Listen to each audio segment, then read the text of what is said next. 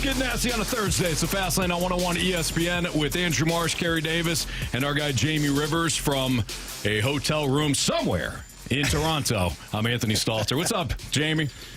Not much, boys. How we doing? We're doing great today. Doing great today. This is I mess with my mic all the time we start this because everything, well, it's packed in my bag because it's like turned down, turned off. I can't figure it out. You know, the struggles are real, Anthony. You're doing great, Jamie. That's all I know. Oh, I appreciate that. Thank you. You're here, and we're proud of you. Well, he's not here. Thank you. Well, no, he's not here physically. Well, it's kind of like that one day when he came back from the lake. Yeah, he wasn't here. He was here, but he wasn't here. He was Good here. point, Kerry. Yeah. But he wasn't here. I've never seen anything like that day. I kept needling That was pretty and needling amazing. and needling. He didn't budge. And like, I don't care what you do. I mean, he was a corpse that day. He was. He was a standing corpse He was here. on that afternoon. He wasn't here. Yeah. You know what, guys? I made it in. I worked the show. That, you know what? Sometimes you just got to bring your B game just to get through some things. That's That's true. You're not wrong. Yeah. Proud of you. Yeah. You were in the gym. You looked at the weights. Didn't do much, but you were in the gym. So it's one of those days, but you did it. You made it through. Yeah, I did, Anthony. Yeah. All right. Tonight, you got some line changes going on because of the injury to Robert Thomas. So, Oscar Sundqvist, he back. You've got Torpchenko inserted into the lineup, and Scott Perunovich has been inserted into the lineup. Robert Thomas, Zach Bolduc, Matthew Kessel out. And obviously, Robert Thomas dealing with the injury. So, Jamie, the question is, what do these changes tell us about Bannister's approach with the Thomas injury? Well, Drew Bannister himself this morning said, look, not one player is going to replace Robert Thomas. I mean, you just don't replace arguably your best all-around forward. It's going to have to be done more by committee than anything else. And, you've moved Buchnevich back with Kyrou. And now you've got Braden Shen that's back with that line. Shen, Neighbors, and Saad last year played together for quite a bit during that last little stretch of the season. And then you've got some fresh blood back in the lineup. You got Scott Perunovich that's coming back in. You got Oscar Sundqvist that comes back in. So your depth is still good because you have a lot of really good players, but you are missing your most dangerous offensive player and one of your best 200-foot forwards out there. So it's not an easy task. And look, things couldn't line up any more wonky for the Blues, meaning you're playing against a Toronto Maple Leaf team that they have a lot of firepower, a very talented team. And they just got their noses rubbed in it the other night against Columbus. And I can tell you this, all anybody's talking about here in Toronto is, boy, did they play bad. Boy, are they going to need a comeback here. So that team is going to be revved up for a better performance tonight. And let's add on to that, it's Craig Berube's first game facing his former team. The intensity surrounding the arena this morning is there in full effect. And this is going to be a big test for this Blues team. Do you think, so I was reading through Jeremy Rutherford's article at The Athletic, and I get, well, you know what, let's save this. We'll save Chief because I think he deserves a full segment, right? Mm-hmm. But so let's talk about this matchup specifically. You're facing your former coach. You know how he wants to play. But there's a lot of skill on the other side. So you just lost one of your top all-around players in Robert Thomas. Is there a way to combat the speed that the Maple Leafs possess? And I'm just talking about one game sample here. Is there a way to combat the speed? And if so, how do you do it? Well, for me, you got to play them like you play the Carolina Hurricanes in the second and third period. Don't play them like you did in the first, because that may not end up so good for you. Like the Leafs play a fast game. There's a lot of skill over there. The one thing you can't do is make life easy for them. So if you're the Blues, you've got to make sure that pucks inside your blue line, get them out. Pucks in the neutral zone that aren't 100% plays, put them into the offensive zone. Get in on the forecheck. The best way to keep Austin Matthews and Mitch Marner and William Nylander off the score sheet is making them play within their own blue line, in their own defensive end. Mm-hmm. That way there, you can kind of control the play a little bit. If you start getting cutesy out there and you're looking at toe drag, put it through somebody's legs, nice little fancy play here, it's going to go back the other way, and it's going to hurt. It's going to hurt because these guys can finish. They're not just fast, not just robotics guys that skate down the ice with no clue what they're doing. Every time they have the puck, they're looking to create, and based on the numbers that are on the back of all of their hockey cards, they can finish, and they're going to be motivated. Craig Berube has them playing a much more direct game. You know, the Maple Leafs before used to love to play that east-west drop pass, you know, all sorts of craziness. I've watched a bunch of their games on video, and they are playing way more north-south hockey, and they're getting in the offensive zone. And stop me if you've heard this before, but they're getting in the offensive zone, and they're cycling the puck and possessing the puck and waiting for quality opportunities to shoot and score. So Craig Berube is trying to blend the best of two worlds, which is all that skill and speed along with a more structured game. And let me tell you something, Austin Matthews, he's wearing the C here now in Toronto. He's taking it very seriously. He has played very good defensively. Chief is challenging him every game, playing him against the other team's top lines, just like he did with Robert Thomas. And it's paying off. You know, their captain, Austin Matthews, is playing some of the best all-around hockey that I've seen him play in a while. And although he only has 3 goals on the season, of the couple of games I've watched, he could have had 5 other goals. He's just been a little unlucky, hit some posts. Goalies have made some saves where they don't even see the puck and they're making the save. So for this Blues team, it has to be simple is better tonight. Jamie, we talk about the offense for Toronto, and Scott Perunovich is getting inserted into the lineup. Is this a good spot for him to have his first game? I understand wanting to provide a little bit more offense from the back end of things, but is this really a good game for him to get his feet wet in this season? Well, I guess we'll find out, right? Like I had the same questions, and I talked to the head coach today and let me say, hey, is this a planned game for Scott Perunovich? Just a strategy to get him in here against a Toronto team? And he said, no, not really. He just said that, you know, we're going into the 7th game of the season, or the 8th game of the season rather, and he's like, he hasn't played yet.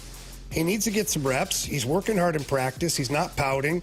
And he also said, look, our power play has not been good at all. So he says, yeah, Scott Perunovich probably get an opportunity on the power play. He's going to get an opportunity to play regular shift. And one thing, too, that Drew Bannister said was that, you know, Matthew Kessel has not seized the spot. He's played well. He's played fine. But he hasn't played so good that it makes it impossible to take him out of the lineup. And so Drew Bannister said, you know what? It's time for Scott Perunovich to get a chance to play. And in talking to Scotty Perunovich this morning, he understands what's up. I asked him flat out. I was like, yeah, well, what did they tell you? Have they said anything? Do they expect anything from you? And he just said, they want me to play very loose tonight. Not uptight, make plays, do what I do, create offense when I can. And then, of course, he said, and if I get a chance in the power play, he said, I got to get pucks to the net. And I agreed with him. I said, yeah, you do. Put pucks to the net. Like, this power play has not put nearly enough volume of pucks to the net on the opposition. And they went 0 for Gopher on the power play in their entire homestand. So not only do they need a little boost, they need some pucks to the net. So hopefully Scott Perunovich, you know, gets his opportunity tonight. Hopefully he plays well. And we'll see if he directs a few more pucks to the net. If he does, that's an opportunity for him to create a role for himself that maybe other guys can't do. Is this kind of the expectation we can have for the entire year? Like, if you're not playing well or doing the things that are asked of you, you might be the person that is scratched. You got Walker out, you got Kessel out, you got Zach Bullduk out. Like, is it when we talked about competition, I think we mainly thought about training camp, but it feels like the competition is carrying over into the season as well. Yeah, it should, Carey. Mm-hmm. Like, you know that. Like, nobody should have a free ride. And I understand, listen, your top 6 forwards, your top 4 defense, ordinarily those guys, not that they get a free ride, but there's a little more latitude when there's mistakes made by those guys. But for the rest of the group, it should be. If you're not playing well and you're not carrying your weight, then you should expect that you could get a tap on the shoulder and be told that it's a night in the press box for you. I love it. Quite honestly, I would like that more often. I wish it was like that through the entire lineup. I understand, I'm a smart guy. I understand that there's $6, $7, $8 million players try and put in the press box too often. But I've always been a firm believer in, if you're playing well, you get to play. If you're not playing well or you're not competing, you're actually hurting the team who shouldn't play. So I like the idea. I like the inter-competition, and if Scott Perunovich plays well and outplays other people, they should sit out and he should continue to play. That's Jamie Rivers. He's in Toronto right now, and he'll be with us for the first hour of the show. We have an early pregame tonight with the Blues being in Toronto. 5 o'clock is the pregame show tonight on 101 ESPN. I got to tell you. You're welcome. Yeah, thank you. That's like Christmas. When you get that Christmas present that you forgot about. Yeah. That's what that was just now. Well, thanks, Santa. You're welcome. You're welcome, little Kerry Davis. Thanks for writing me. 212, your time check is brought to you by Clarkson Jewelers. Kerry Davis. Hop up here in Santa's lap. With that little red airplane. You had to take it there, huh? Oh, of course. You know, being a good boy. Again, 212, your time check is brought to you by Clarkson Jewelers, an officially licensed Rolex jeweler. So I brought up Craig Berube. Jeremy Rutherford, a Blues Insider with The Athletic, he mentioned it yesterday with CD and I, that he had chatted with Craig Berube. The article has been posted at The Athletic. One of the things the Chief indicated was it was probably time to move on. My question is, are the Blues and Chief in better spots now that we've gotten removed from almost a year ago when Chief was let go? That's next on 101 ESPN.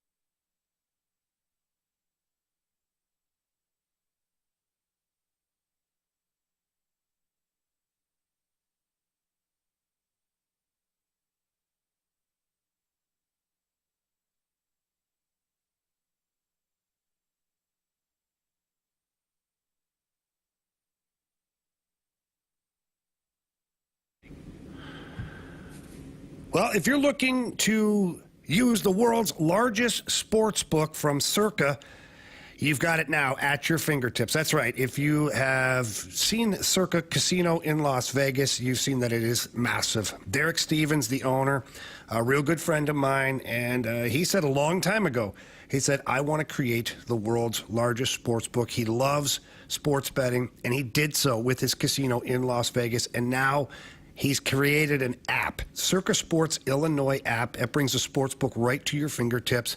It's got that old school Vegas feel to it. It's got tight money lines, no betting limits, just some fantastic picks as well. When you look at, just for today, an example, if you go to the NHL, there are a number of games that are on the docket today, and one that I really like is the Bruins right now. Got the Bruins at -112 playing the Dallas Stars, and I also like the Utah Hockey Club. They're the underdog in this one against the Avalanche at +137, but they've been playing really good, and their goalie has been fantastic, so I like that play a lot. The app is super user-friendly. You bet on your favorite teams. You got all sorts of different prop bets. It really is awesome. Again, that's Circa Sports Illinois app. You can visit their website, or you can download it in the App Store.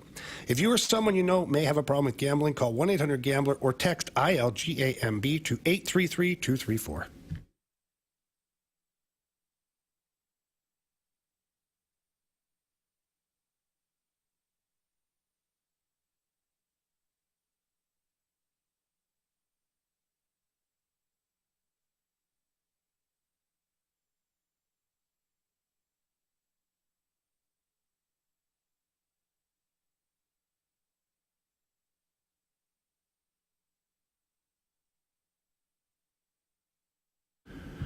Fellas, are you currently using ED meds? If you are, nobody cares. I certainly don't, but I do care if you're paying too much. I hate seeing that. I understand that little blue pill, the gummy, you want to make sure you're ready when it comes game time. Don't worry about it.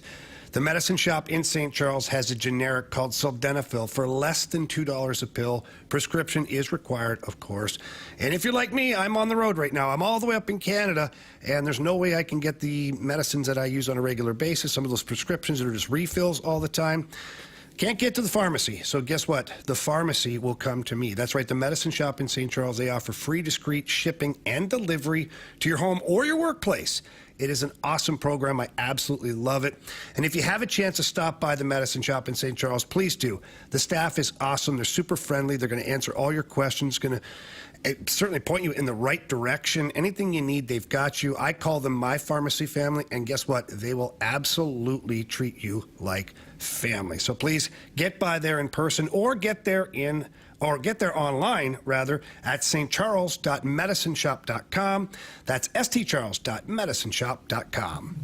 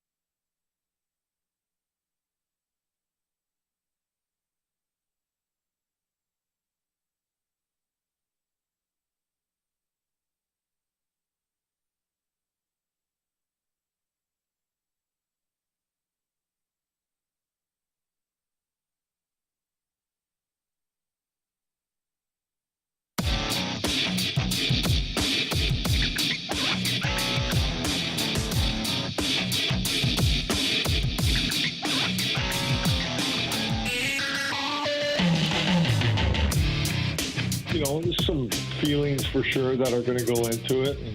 But once that, puck drops and you get playing, you're just focused on your team and what's going on, and it'll go away. But, before the game and, things like that, there'll be some feelings for sure. Spent a lot of time there with a lot of guys, the organization, and a lot of great memories there.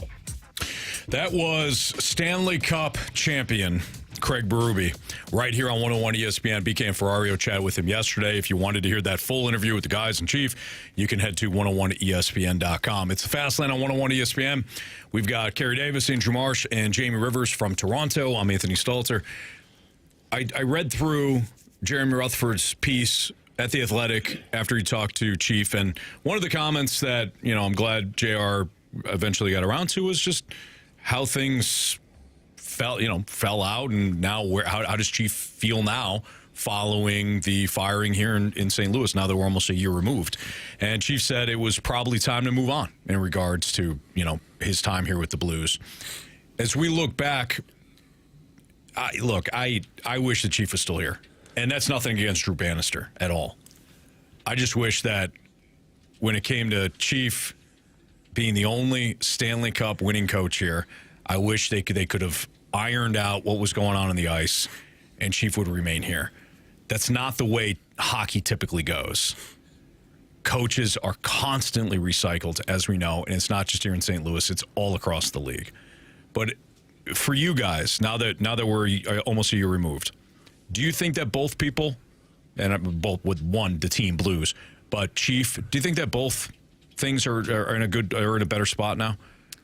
Well, I think, the way that the season was going, we talked about this when it happened. Sometimes players get coaches fired. Like, they weren't playing to the level or the expectation that they needed to play to. And unfortunately, Chief was the one that had to lose his job. And I think after a split or a divorce like that, I think both sides probably feel like they're in a good place. Nobody wants to get fired. Nobody wants to see the coach have to lose his job because of the play on the ice or on the field or on the court or whatever. Yeah. But you understand it's a business. And I think, Jamie, you understand it's a business. Like, that's the part of it where, people get fired and hired in every walk of life, except for there are millions of people that watch and see when these things happen in sports. So I think that's the difference. I do believe both sides probably feel better. And I think I would say that Craig Berube probably has a chip on his shoulder tonight. I'm sure he wants to show the Blues, as any former player that goes back and plays their former team, or any former coach that goes back against their former team. They want to prove to you made a poor decision, and let me show you why. Sure. So I'm sure he has a chip on his shoulder, but I think both sides are probably in good places right now.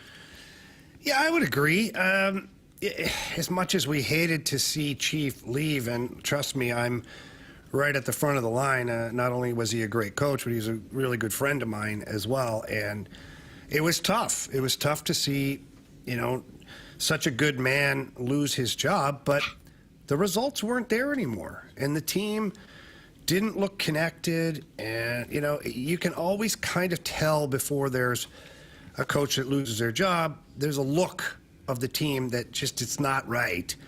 And we were starting to see that. And so, you move on from Craig Berube, which, it drove a dagger into the heart of everyone in St. Louis. It was a tough day, for sure. But when you turned the page and you went to Drew Bannister, I think the record was like 38-18. Yeah. You have to look at that point and go, okay, we needed a change.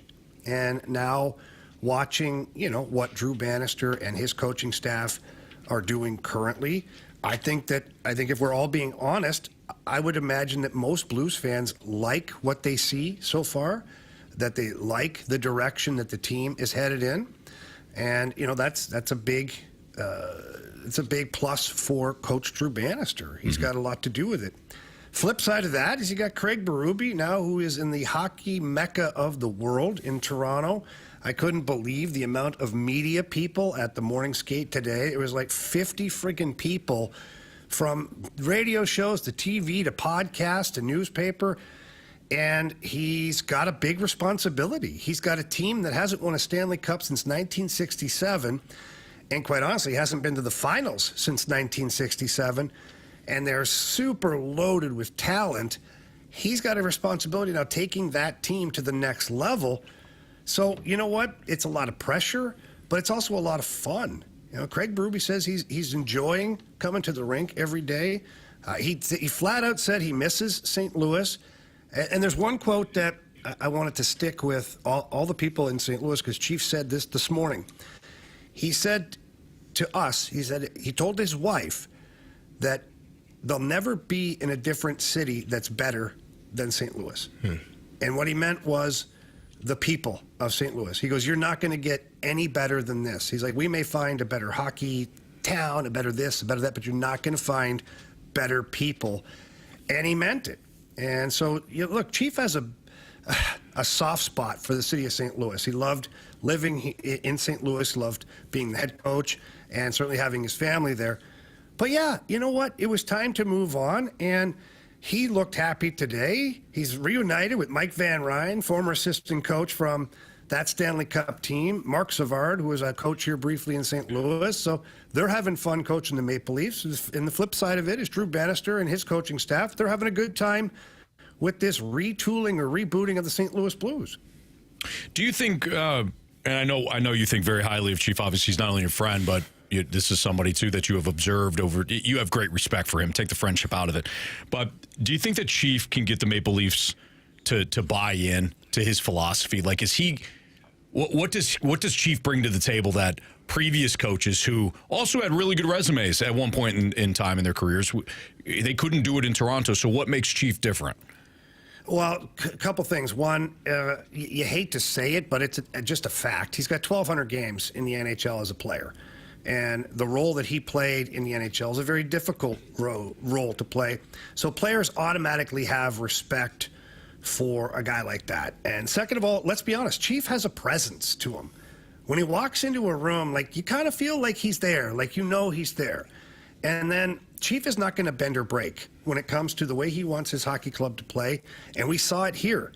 We saw it here, to where it became to where he wouldn't bend or break, and some people didn't like it at the end because he felt he was being a little too tough on some of the young guys and not playing the young guys enough. Whatever the case, now he's got a veteran team in Toronto. He's got a team that has to take those next steps. Those guys in the locker room, talking to a couple of those guys, they understand, like, the expectation is to win, not just win a playoff series. The expectation is to be a contender this year. And they have a coach that just did it recently in 2019. Took a team that nobody expected to win a Stanley Cup, but he had the St. Louis Blues playing a style of hockey that made them very competitive in the playoffs, and they went and won a Stanley Cup. So if you don't think Austin Matthews and John Tavares and those guys are looking over and seeing the success that Chief has had and trying to implement that, you're crazy. Yeah. They want to win. And they'll do whatever the hell it takes to win. That means listening to Craig Berube. Tonight, you got the Maple Leafs, you got the Blues. You can listen to it all right here on 101 ESPN, starting at 5 o'clock with the pregame show. Alex Ferrario, Chris Kerber, Joe Vitale, they'll all be on the pregame. And, of course, we've got the puck coverage for you starting about 6:05. We've got the Stalter / Fastlane Stackup. Where do we rank the top 10 teams in the NFL through 7 weeks as we approach week 8 to starting tonight with the Vikings and Rams? We'll tell you next on 101 ESPN.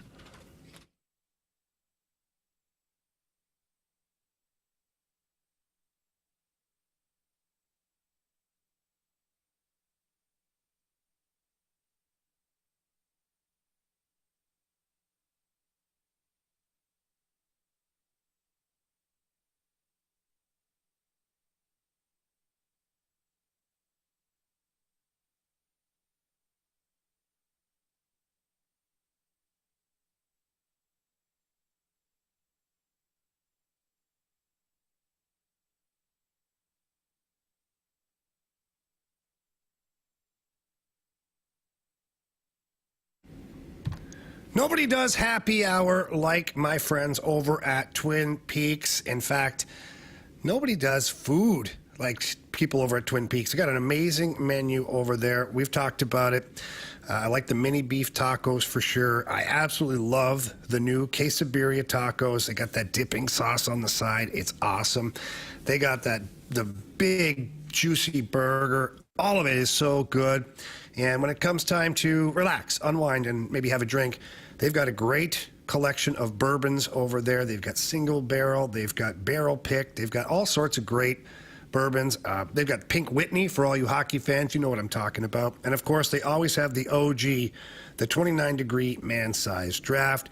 You just have to walk in there, and if you're looking to watch the Blues game tonight, or maybe you're watching the World Series, or both, you can always go to Twin Peaks. They got all the action on the TVs. It's always a fun time in there. The people who are there working, they love to answer your questions. They have a great time, too, and let's not be kidding ourselves. The scenery is pretty good as well over there at Twin Peaks. Eats, drinks, scenic views.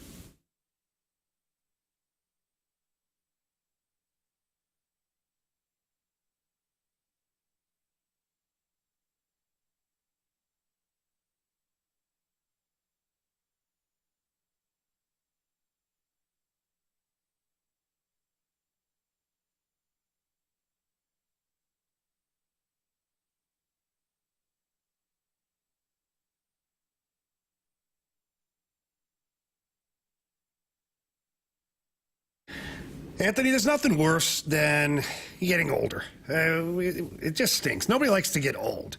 But it's even worse when you start to feel old, too. And that's what happens when you're low in testosterone. There's so many different things that are attached to it. You can be irritable, tired all the time. All of a sudden, there's a little bit of weight gain that you can't get rid of. Sometimes you feel depressed. That's what happened to me. Until I went and saw our friends over at Mentality. They're awesome over there. Board-certified physicians. They sit down, they talk to you. They know what's going on. Then they give you the full blood panel and find out exactly what your program will be. And mine specifically was low in testosterone and deficient in 2 or 3 other vitamins. Been on the program now for almost 2 years, and it has changed my life. Yeah, same for me, Jamie. I followed suit with you. I went down to Mentality. They got 2 different locations. You and I happen to go through the one in Chesterfield, but it's the same group of people that are also in South County. I know that because that's the one I go to weekly now. The program is great. It works. You feel better. You feel more energized throughout the day. When you start to work out, the weight goes up a heck of a lot easier. You feel really good about what you're doing. You're not as irritable. In fact, your mood kind of stabilizes. You're not constantly irritated with either the people you work with or when you walk in the door. A lot of things change when you start working with Mentality and you get on their program. It's changed Jamie and my life. It's going to change yours too, but you got to go down and visit them at Mentality or visit them online if you want to check it out for yourself. lowtusa.com. Again, lowtusa.com. It's Mentality.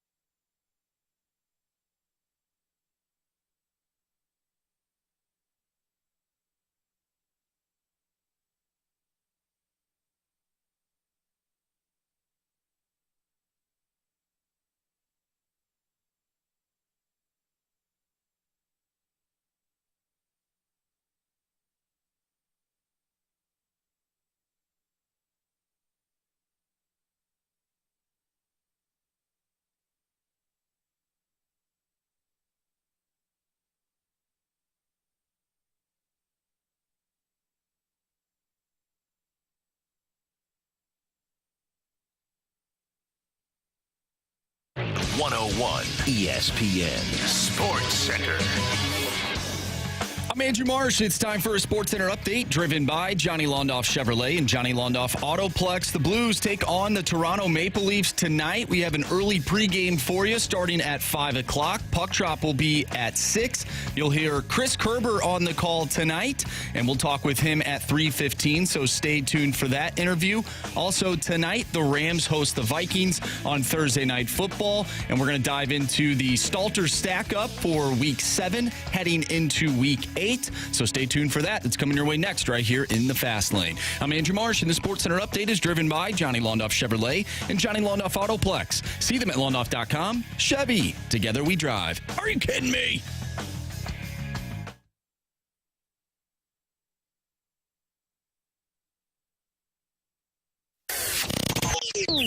Oh, Sean McVay is the best playbook. Oh. Stalter on the fumble. Oh, my God. Anthony. You like that? You like that? You're wrong on this one, Anthony. Anthony, who cares what you think? On stacks, on stacks, on stacks. All right, time for the Stalter / Fastlane Stackup. This is when we rank the top 10 teams in the NFL based on no single category or, really, we kind of wing it week to week. But that's what makes it fun, boys, right? Well, it's educated to a degree. It's based you're off right. of what we saw the week before. Typically. Yeah. Some teams fall, some teams rise, and, It's also it's also heavily biased, let's be honest. You think? Mm-hmm. Yeah, I do. Considering No, go ahead, Marsh. Number 10. I got the Philadelphia Eagles here. I don't think their offense is humming at all. I think the running game looks great. Saquon Barkley looks great, but the passing game still lacking something. I mean, they didn't have to put the ball in the air much last week against the Giants, but I don't see an efficient Jalen Hurts. And I think when they start facing better teams, and maybe it's this weekend as Cincinnati starts to climb again, maybe it's this weekend where they're going to be forced to pass, and it'll be interesting to see if they can. But nonetheless, they've won 2 off the bye. 1 didn't look good. Last week, though, against the Giants looked great. I got to respect the fact that they're 5-2, and they still got a lot of talent. So I got the Eagles here. I have the Houston Texans here. The loss against Green Bay, although it a last-second field goal that they lost on, they just have not looked as explosive offensively. It's kind of one of those second-year sophomore slump type of deals for C.J. Stroud and not performing at the level in which he did last year. So they took a loss. They're 4-2, I believe, right now, 5-2, but just haven't looked as crisp as they did last year. So I got them right here at 10. Jamie? I've got the Eagles here. I'm with you, Stultz. I feel like they should be a lot better than what they are. When I watch them, it's like a box of chocolates. I never know what we're going to see out of the Eagles right now. Mm-hmm. Yeah, I made that up myself. I like that. Yeah, I like that. It should be used in a movie or something. Should, yeah. Maybe one day. Yeah, run across the country. It'd be cool. I just picture Hockey Bob texting in, guys, that was from a movie. Love you, Hockey Bob. I thought about putting the Eagles here, but there's a team that has a better point differential than them. And this team has won 3 games in a row. They're 4-0 at home. The Bears. And I absolutely hate them. It is the Chicago Bears. Wow. Chicago Bears at number 10 for me. All right. Even though they didn't play last week, they're getting better. Means they didn't week. lose. It means they didn't lose. Exactly. Number 9. This is where I have the Houston Texans. CD hit on it. The only thing I'll add is that without Nico Collins, this offense has looked way different. I mean, C.J. Stroud did not look good last week at Green Bay. I think Green Bay's got something to do with it because I think their defense is very underrated. Nonetheless, though, the Texans are still a top 10 team, but it is interesting. They're feeling out what it's like to now, have more of a target on their backs than sneaking up on teams. They're still really good. They're well coached. They got the QB. They got the defense. So I'm going to leave them at 9, but there's still a lot of areas for improvement for the Texans. I got the Eagles here. I just got the teams flip-flopped. I think the Eagles They are who they are. They haven't looked great. I mean, they're similar to what you see from the Texans. You don't know what you're going to get week in and week out. They ran the heck out of the ball last week, but I think Devontae Smith might have had one target and no catches, or one catch. They haven't found the recipe to get all parties involved and make it as crisp as possible. So I got the Eagles right here. Jamie? Yeah, I've got the Texans here, just like you, Anthony. So far, we're in lockstep, which is really quite abnormal for you and I. But yeah, same here. I still think they're a good team, but I don't think they're the so-called juggernaut we thought they were going to be. I think they're a better than average team, still trying to figure some things out. I'm with you guys. I have Houston here. I don't really trust them. I don't trust them that much. I think they have a lot of potential, but I haven't seen that yet. And I don't really know how, and we'll get into our picks. Like this upcoming matchup against the Colts, I still, that was a tight game in week 1. I just don't know how I feel about them yet. Yeah. And I don't know if this week will change anything unless they lose. So Houston at number 9 for me. Number 8. I got to give Carey Steelers some respect and some credit here, man. You got the Steelers, too, here, Jamie. I got to give the Steelers credit. I talked a whole bunch of ish on Russell Wilson, and, man, I was right for a quarter and a half.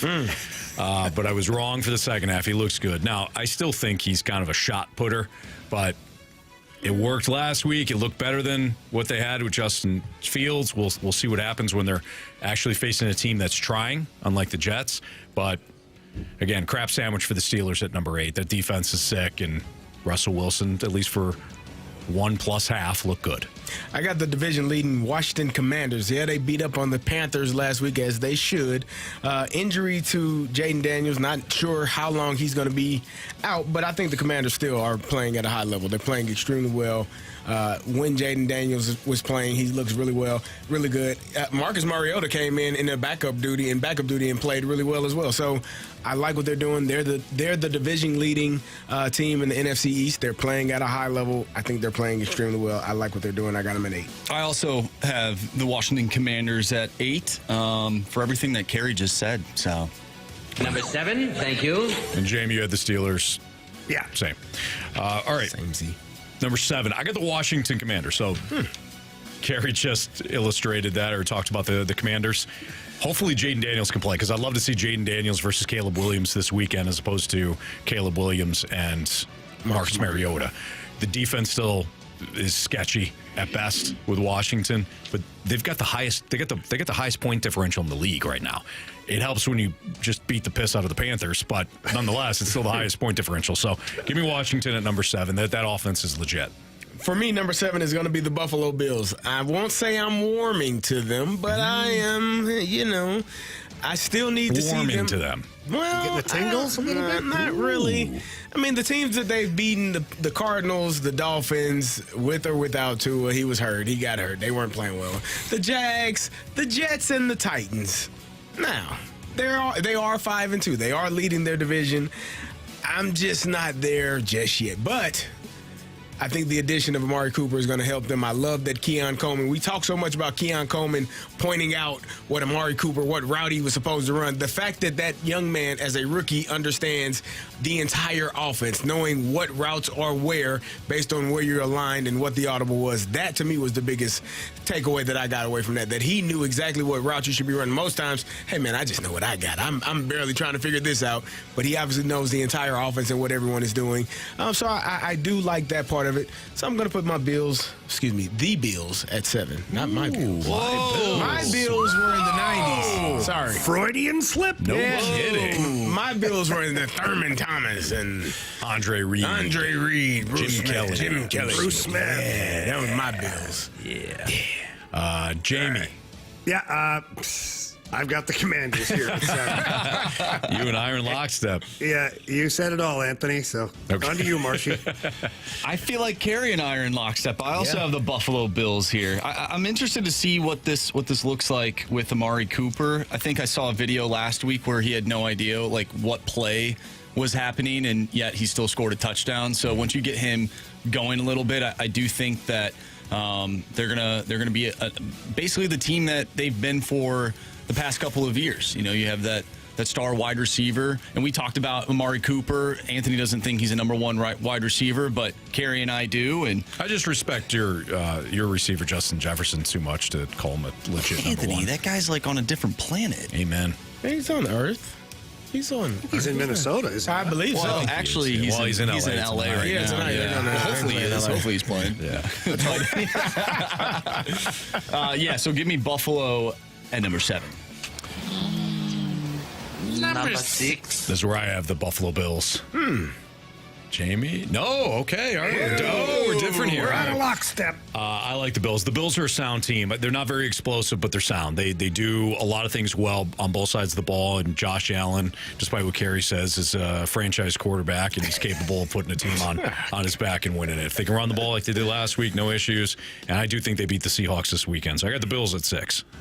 I have the Pittsburgh Steelers at 6. We talked about how much different it would be with Russell Wilson in the game as opposed to Justin Fields. We saw some of those changes, the ability to throw the ball downfield to make big throws, and the ability to be able to open up the running game because you can stretch the field with the passing game. So I think that what Russell provided last week was outstanding. I think they're going to have another outstanding week this week against the Giants, and it should be fun. I think they are figuring things out offensively. And Marcia and I were talking about it in the office. They are top 5 in point differential. They're at 60 plus 60. They are number 2 in points allowed, and I think number 14 in points scored. Mm-hmm. That's prior to Russell Wilson playing quarterback. So I think it's just going to add on and be much better with that stellar defense, and you have Russ being able to do the things that he does. It opens up the passing game and the running game. Jamie? I've got the Packers here at number 6. Packers are in a tough division. The 2 teams that are ahead of them are 5-1. They're sitting there at 5-2. They're a really good team. I like Jordan Love, so I got the Packers here at 6. Man, I have the Pittsburgh Steelers at number 6 as well. Wow. Good job, Marshy. You know, when you spend time with Carey, you start to become a fan. You start to wear the black and gold. Wear the black and gold. Need the glasses, You know, Marshy? I haven't worn black and gold since 2014 in high school. But here I am.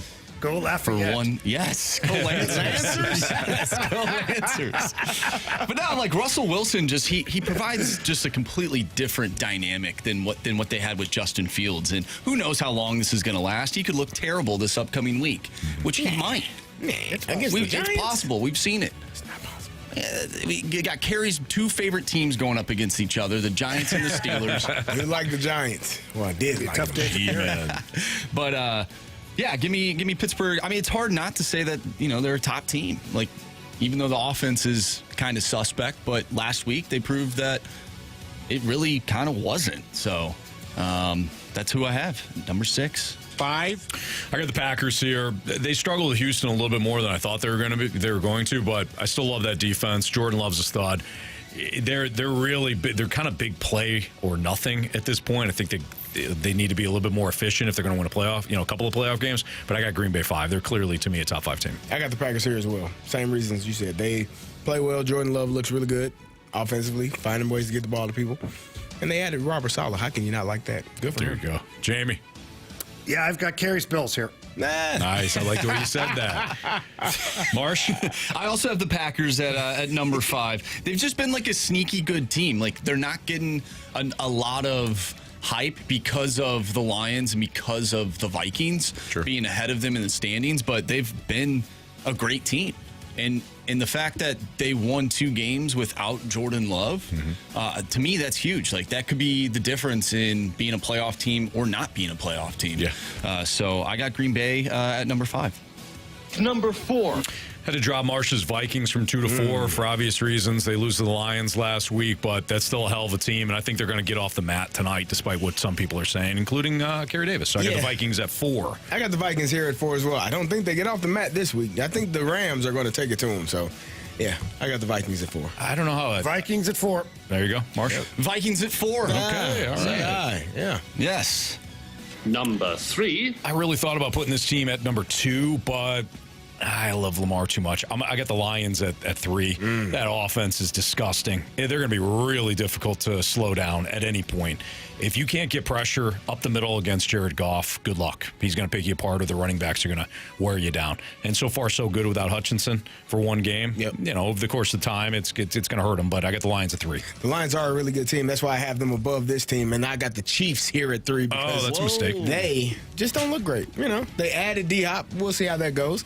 But I don't think the Chiefs have been playing outstanding as of yet. So, got the Chiefs here. Jamie? 3. Ravens. For me. It's Baltimore Ravens. I also have the Baltimore Ravens at number 3.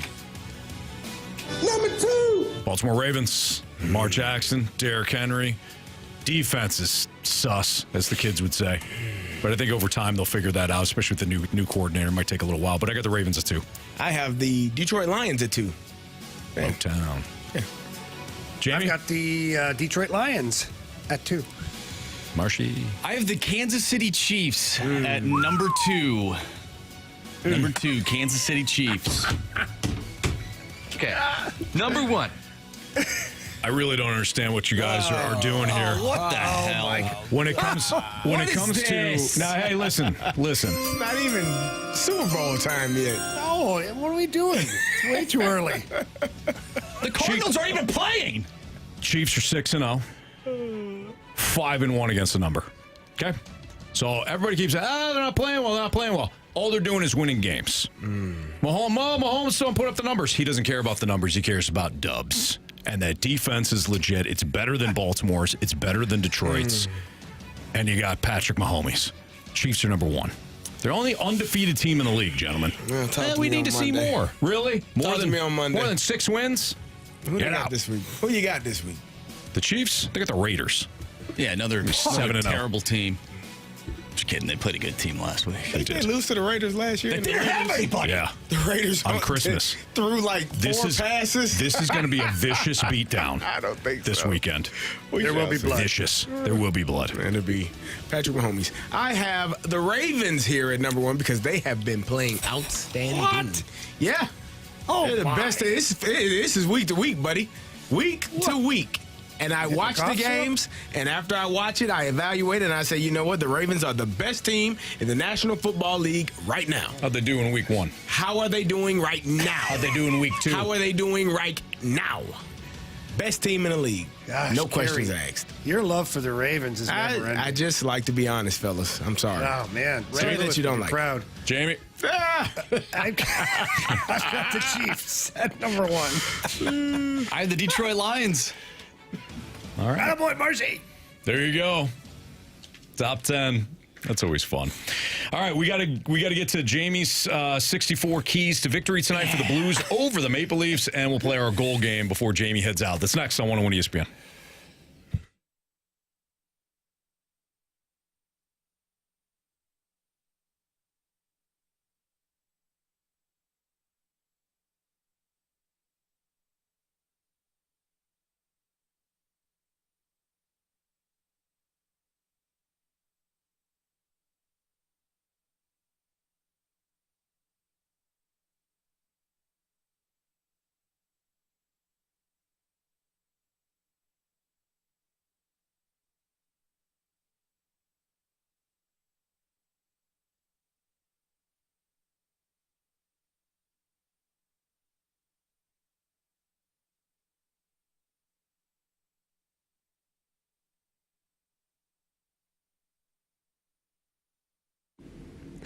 If you're looking to save money on your car and or home insurance, call my friend Tracy Bibb with the Bibb Agency. They work alongside Allstate Insurance. And with Allstate and the Bibb Agency, you will receive that personal attention that you deserve. It's not a 1-800 number where you get somebody different every single time. Or how about when you call and you have to talk to 4 different people just to find out about your policies or if there's changes that are going on. And lately, some of these insurance companies are changing their policies and or even dropping people and not letting them know. Just you get a letter in the mail and all of a sudden, you have no more insurance. So don't let that happen to you. Call Tracy Bibb at the Bibb Agency. She is the best in the business. She's going to look out for you. She's going to make sure that you're properly covered, going to fight to get you the best rate going out there. And again, she's going to treat you like family, and that's what really matters. So for a free non-committal quote, give her a call at 314-328-4260. Again, that's 314-328-4260. It's no fib. You're in good hands with Tracy Bibb.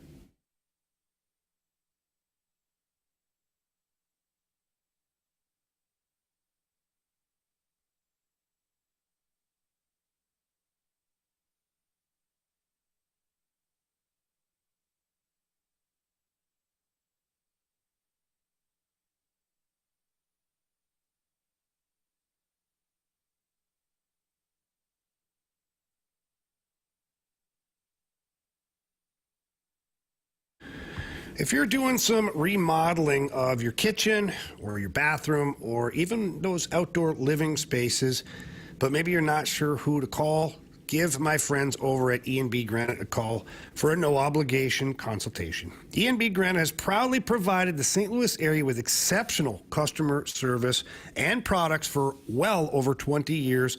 And I want you listeners to experience just how awesome they are. I redid my kitchen with E&B Granite, and the process was so easy. I drove down to 6135 Manchester Avenue, walked in, talked to the in-house design staff, told them that I was looking to do. They helped me. We walked in back, took a look at all of the countertops that were available, and they have everything, all sorts of different colors.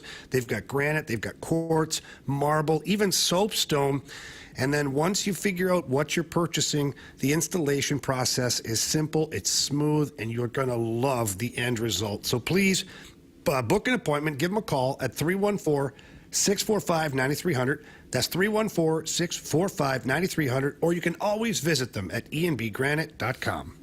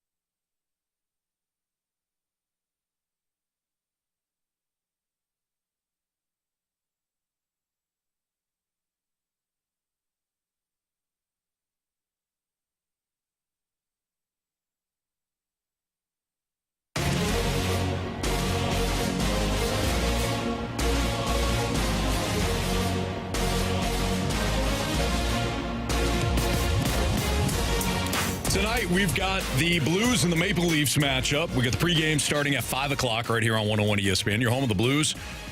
Blues Radio Network will have the game for you about 6:05. Jamie Rivers will be he'll be up in the booth tonight because it's on the road with John Kelly on FanDuel Sports Network. Jamie, your 64-ish keys to victory tonight for the Blues. Well, Anthony, you're setting the bar really high. If I go to 64, we're certainly going to run out of time. I see how you've mismanaged the clock here. Yeah, right. I guess I deserve that. Thank you. For the Blues tonight, they're going to have a good start to this game because we talked about it earlier. The Maple Leafs got their noses rubbed in it against Columbus. Just on that alone, they're going to come out playing a very hard, fast game. Then you couple in the fact that it's Craig Berube coaching against his former team. The team's probably going to be up a little bit. So if you're the Blues, you want to make sure that you manage the first 10 minutes really well. You got to come out, you have a good start. Don't turn the puck over. Get the puck in deep. Finish all of your hits. Slow down the opposition. Whatever you do, don't turn the puck over at the blue lines because they will make you pay. Stay out of the penalty box. because they've got 5, 6, 7 super talented guys that they can play on the power play at any given moment. I do think a certain amount of physicality tonight would be good. Yeah, nothing crazy. I'm not talking about starting a brawl or anything like that, but play these guys hard. Like, make it life difficult for them. Austin Matthews, get in his way. Mitch Marner, finish him off. Get the puck in. Hit Morgan Riley. You know, Joseph Woll is making his first start of the year. St. Louis boy, he's a tremendous young man, but let's make his life a little more difficult. He hasn't seen game action yet in regular season. So, get lots of pucks and bodies to the net there. In the defensive zone, you have to make sure that you're closing out plays fast. If you give the Maple Leafs time and space, they're going to hurt you. If you go back into that defensive shell where you let everybody skate around the outside as much as you want, that's not going to work tonight. You need to be stick on puck, body on body, eliminate the opposition, pick up the loose pucks, and then put the puck into a good area and move the puck forward down the ice. My last key to the game is force their offensive players to play defensive hockey. That will be the key to victory. All right, there you go. Good stuff, Jamie. Couldn't have said it better myself, sir. Wow, Kerry, you wrote it for me, so thank you. You're welcome. Anytime. Time to play our goal game. And a couple of guys can really shoot the puck. Shoot! I must confess you scored first. Well, who was the first person? Breakaway! Shoots! Score! We got hockey to learn. Marsh, what do we got for latest standings? All right, so we have Jamie with 2 points. I have 1 point, and you guys have 0. I don't know why you had to say it that way, but go ahead, Jamie. Yeah, I'm doubling down here. I'm going right back to the captain, Braden Shen. He was 1/2 of an inch away from scoring last game with the goal he pulled. He almost had the empty netter. He's going to get more ice time tonight, elevated in the lineup with the absence of Robert Thomas. That means a little more power play time as well. Playing with Jake Neighbors and Brandon Saad, I like the way those guys had good chemistry last year, so the captain's my pick. I'm going to take William Nylander tonight. Oh, no. Oh, wait. Andrew. I'm just joking. I'm just joking. I'm a storyline guy. Give me Jordan Kyrou. What's your storyline? You know. Against his old coach. Oh, he's from Toronto. Good call, Mark. That's what it is. Yeah. Carey? Give me Buchnevich. Oh, Buchmane. Bucci-Grass? Buchmane.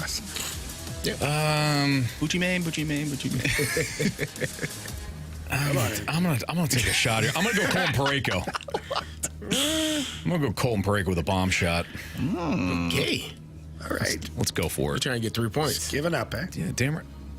Well, he's trying to get 3 points, Jeremy. I know.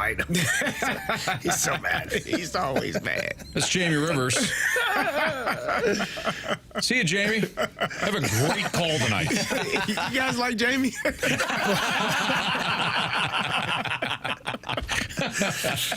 Boys, have an awesome Freedom Friday tomorrow. Thank you. I'm jealous. We'll miss it.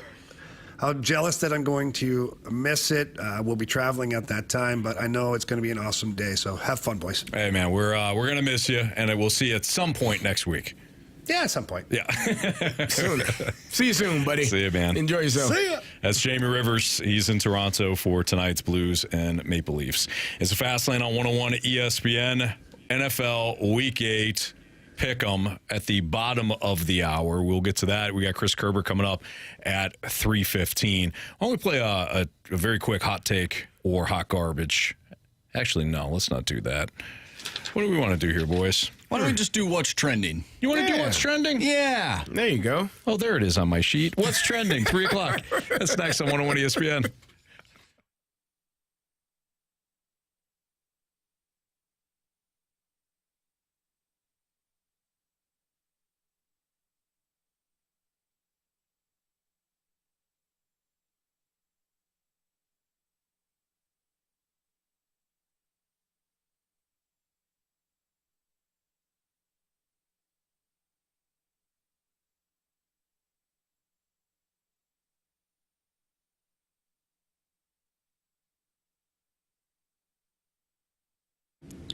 If you are looking to accessorize your vehicle, head over to Pure Performance. They are your one-stop shop for all aftermarket modifications.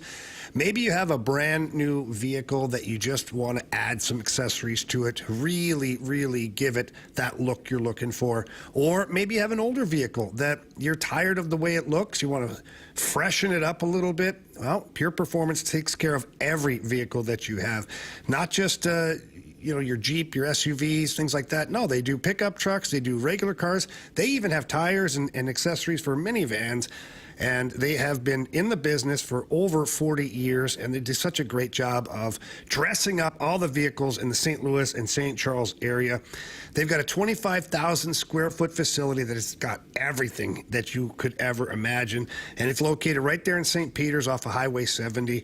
Pull in, get inside, talk to Shelby and Caleb, and tell them that Jamie Rivers sent you in. They love hearing that. And then let the technicians go to work on your vehicle. You will absolutely love it. I get all of my work done over that at Pure Performance, and so should you. So please visit them in person or check them out online. Great website. It's at pureperformance.com. That's pure, P-U-R, performance.com.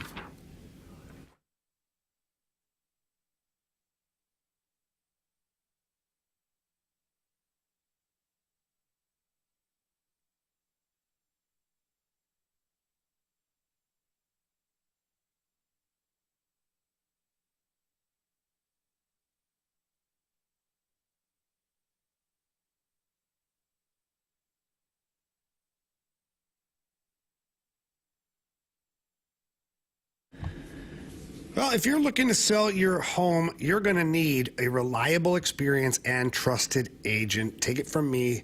Please get to know my friend Gloria Liu with Your Home Sold Guaranteed Realty. There's a few reasons why you should call, but the number one reason is she's going to sell your home for you. And Gloria's going to sit down with you, figure out the list price that works because she understands the market, and then she's going to sell your home for that list price, or she'll buy it herself, and she guarantees it in handwriting.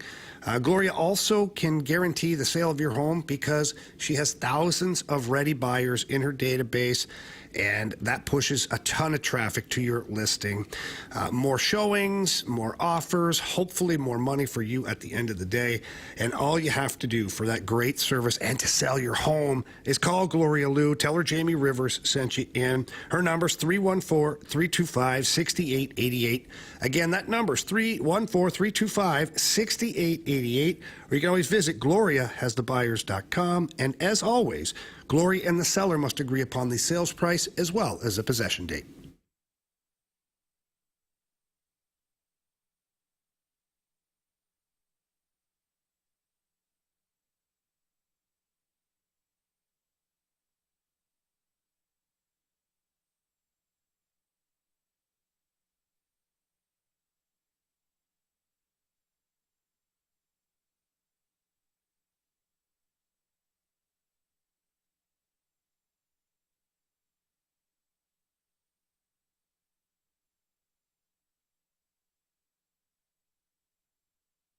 It's time to find out what's going on in the sports world with What's Trending Now. Brought to you by Goodwill. Donate a car and get tickets to the St. Louis Cardinals.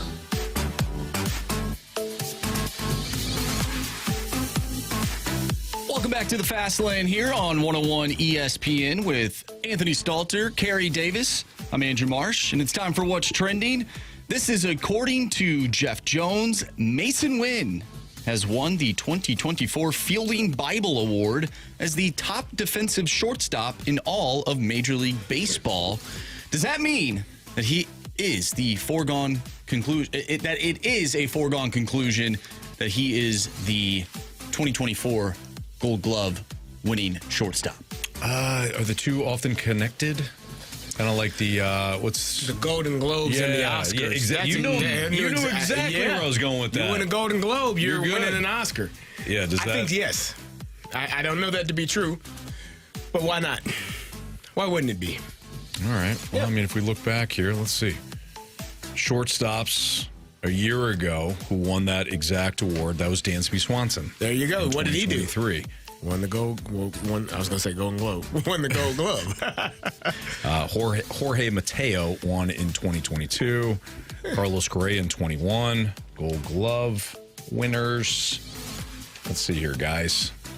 Let's check this out, shall we? In 2022, the Gold Glove winner was Jeremy Pena and Dansby Swanson. That was in 22. So Mateo won in 20. So no, it's not a foregone conclusion. Anthony. 21, it was Correa who won the Fielding Bible Award, and it was Correa who won the American League Gold Glove Award. There you go. Shortstop. So it's going to happen. I mean, there's other positions, obviously. But we're just looking at shortstops right now. Yeah, Javi Baez won in 2020. Let's see if he won the National League. He did. Did he? Yep, shortstop. There you go. It looks pretty good. Yeah. Yep. That's your answer. Congratulations. It's a foregone conclusion. Gold Glove. I still want it. I still want to pump the brakes a little bit on that. Golden Globe, Oscar. Okay, all right. Take it easy. Okay. Which one would you rather win, a Golden Globe or an Oscar? An Oscar, of course. An Oscar. Yeah. You're very happy to win the Golden Globe. Well, actually, I'd like to thank want the committee. Golden Globe because then I'm gonna win the Oscar, so I can get both. Can I see double what you dip? did there. Yeah, I'm a double dip. See what you did there. Yep. Nice. Yep. Boy, wouldn't that suck? You win the Golden It'd Globe. be bad. Yeah, you're sitting there and you're like, "This is my moment. I won an Oscar." And you stand up. And You you're stand like, up. Oh, You won. You Good won. job. Good work. You deserved it. Even though I won the Golden Globe. Why the hell did you piece give me of- this one? It's the wrong one. That's probably happened to Leonardo DiCaprio a few times. You think so? Oh, Leo. Oh, Took him so long to win an Oscar. What did he win it for? The Reverend or whatever? Yeah, when the he fought Revenant. when he The fought the Revenant. bear. Oh, the bear? Yeah, as a Reverend. No, He was a Reverend and he went out in the woods for a bear. It was just the Revenant. Revenant. Okay. Not the Reverend. No. You guys know I can't read. Be nice to the one-on-one host. You know, he can't read. Can't read. Here's the ironic part. I read to Killian's class today. You did? Yeah, before I came in. Yeah, it went well. Did you read The Puppy Who Lost His Way? No. That would have been hilarious. No, mister. Keep spelling. One of my favorite Leo DiCaprio movies is This Boy's Life. This Boy's Life? Yeah, he was a kid. And he was playing and Robert De Niro was like his stepfather or his father. It's a pretty good movie. I've never heard of it. Never seen it. Hey, it's a good movie, man. He actually was the reason why it's so funny to me. He was playing basketball in like church shoes. He wouldn't get him some basketball shoes. He was sliding up and down the court. It was pretty bad. Robert De Niro was not a good character. I guess not. Hugh Gasoli chimes in from the snake pit. Talking about me. Can't swim either. Can't throw. Whoa. Wow. You could throw. According to You could throw.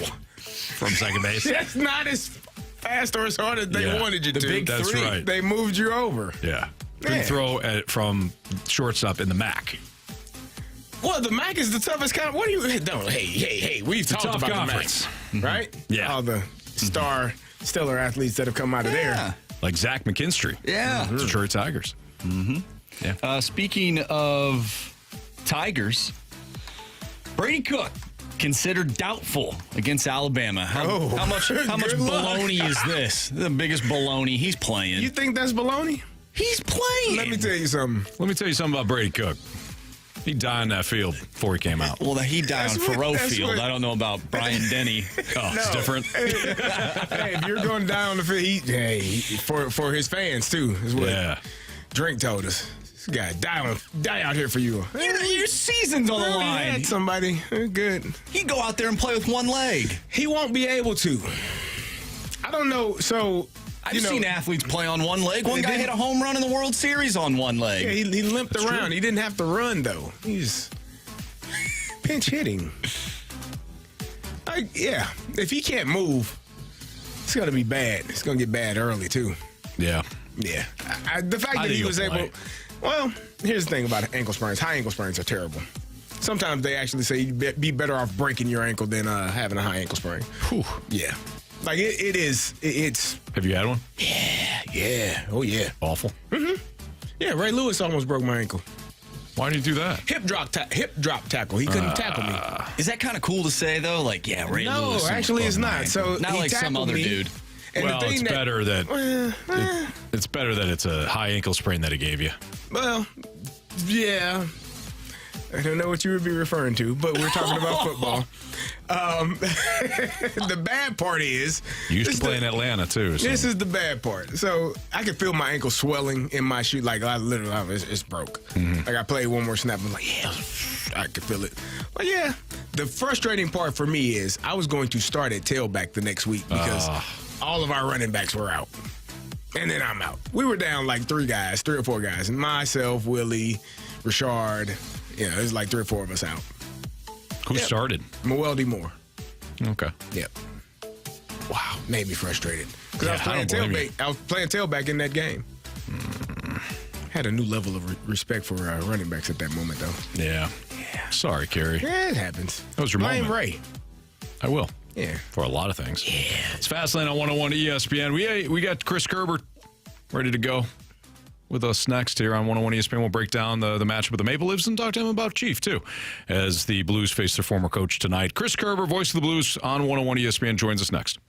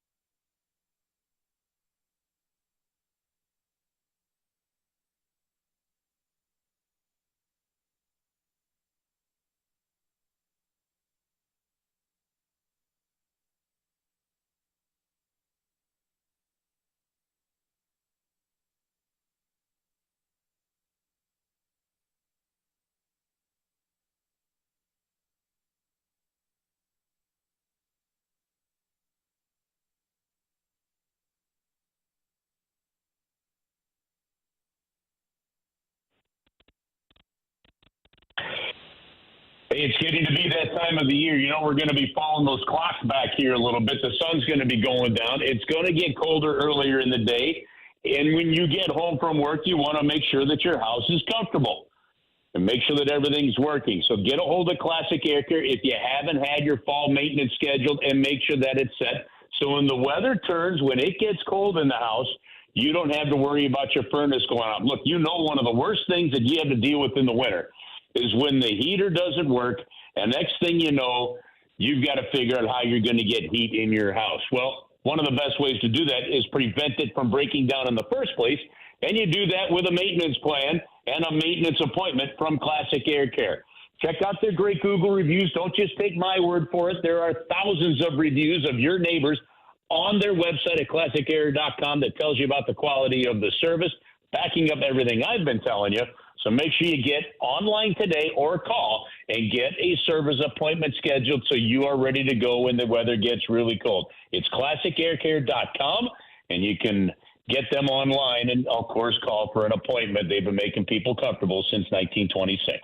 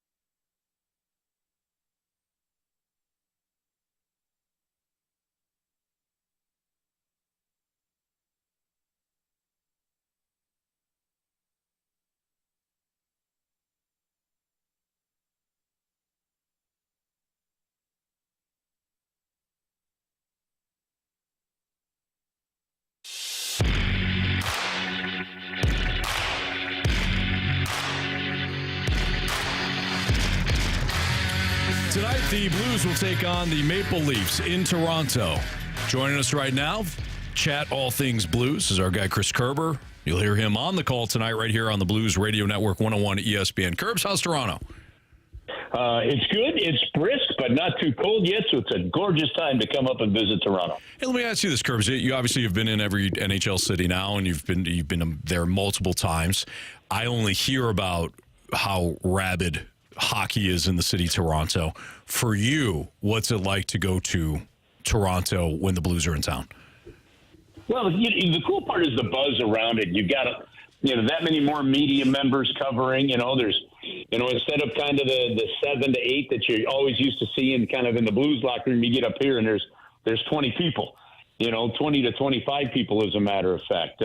So there's a terrific buzz for it. Obviously, with hockey in Canada being what baseball was and what football really has become in terms of the culture of a sport and the fabric of a country, hockey is still it up here. So the thing of it is when you turn on the TV, when you turn on the radio, when you open up a newspaper or click on the newspaper, depending on how you still do it, you get hockey all the time. And it's a cool thing. In terms of the fan base itself, I don't think it's any different than St. Louis or anywhere else. The fan bases are rabid.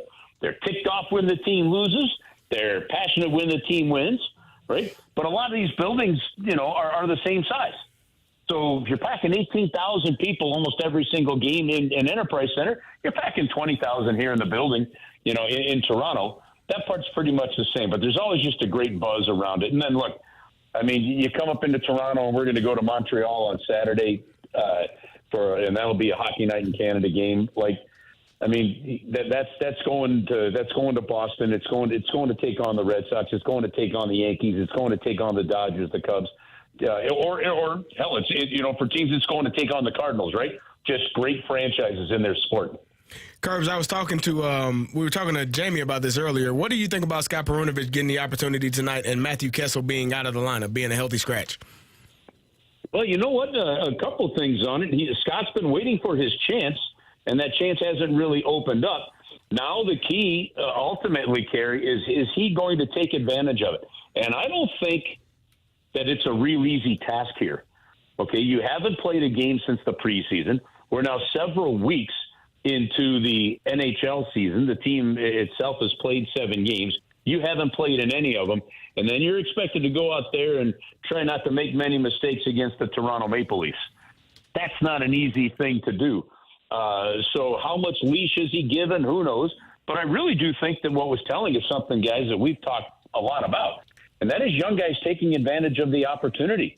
Drew Bannister said that one of the reasons Perunovich is in is honestly, Matt Kessel hasn't really grabbed it. So I'm sure Drew, and we did not follow up with, okay, what has he not done? But I'm sure that's something that Drew has talked to Kessel about. Matt Kessel's going to get another chance here at some point in time. But it opens the doors for Scott Perunovich, and I'll tell you what, I don't know how many more opportunities are out there for it, barring injuries. So it's an important game, an important run here that Scotty's got to take advantage of it. And look, on a positive side, Drew said he's been great in practice. He's been working his butt off. He hasn't been grumpy or pouting that he hasn't been in there. He's been a good foot soldier in that sense, so you hope it works out for him tonight. Chris Kerber joining us right now on the Fast Line on 101 ESPN. Unfortunately, the Blues have lost Robert Thomas. This is our first opportunity to talk to you about this, Kerbs. What are the Blues missing the most with Robert Thomas being on the shelf? Well, it's going to start with faceoffs, and a guy that I think was really developing into what could be, if not this year, I definitely saw it more last year, but if not this year, within the next year or two, a perennial Selke candidate is the best defensive forward in the NHL, on top of providing the offense. Look, you're talking about the first guy to get more than 82 points in a season since Pavel Demitra back in 2003. So you're missing a lot. You're not going to replace that. This has to be a replacement by committee. There is no doubt that the face-off wins that the Blues have been really good as a team this year, it's going to take a hit without him in there. That's a lot of ice time, 18 to 21 minutes a game of top-line ice minutes that somebody else has to fill in and then fill the lineup after that. It's good news that they get Sundqvist back, but they are missing a lot now in Robert Thomas, who is obviously a major key piece of this team. Curbs, Dylan Holloway is moving to center. How much of a change or a shift is that mentally and physically for a player that's been playing primarily wing this season? Yeah, he was drafted as a centerman, Carey, so he is familiar with the position, or he was playing center, I guess I should say, when it's drafted. It's not unusual, and we saw this, look at Robert Thomas, for example, that as a centerman, sometimes you see them play a lot more wing in their first year or two in the National Hockey League just to try and understand the pace, the responsibilities, things like that. So the few times that he has been put in the middle of the ice, we talked to Drew Bannister about it today. He's been real happy with it. They know they could put Texier in the middle of the ice as well. Sundqvist is going to start on the wing, but depending on how his wheels are getting going here for his first game, they know they could put him in the middle. They can move Radek Faksa up. The one thing that Drew did tell us is, look, you can expect some line juggling tonight while they try to figure some things out. But Holloway's been really good. Here's the other thing on that, Carey, too. The way that these teams run systems these days, yes, having a true centerman is important. I think the faceoff ends up being the most important thing. And then do you have the skating ability and hockey IQ to get in on the forecheck and understand the role? Most of these guys have done it. A lot of these guys take faceoffs because somebody's getting kicked out. Mm-hmm. There is that kind of aspect of it. So it is a big deal. I just don't know how huge of a deal it is for young guys still trying to just learn their way overall. Chris Kerber joining us right now on the Fast Line on 101 ESPN. Kerbs, of course, you got Craig Berube now. First matchup with Chief after he was fired a year ago with the Blues. And, Chief had nothing but positive things to say about his current situation, of course, with the Blues, too. If you read Jeremy Rutherford's piece or if you listened to the interview what BK and Fario did. But for you, besides, of course, the almighty, the cup win, what do you miss the most about Chief?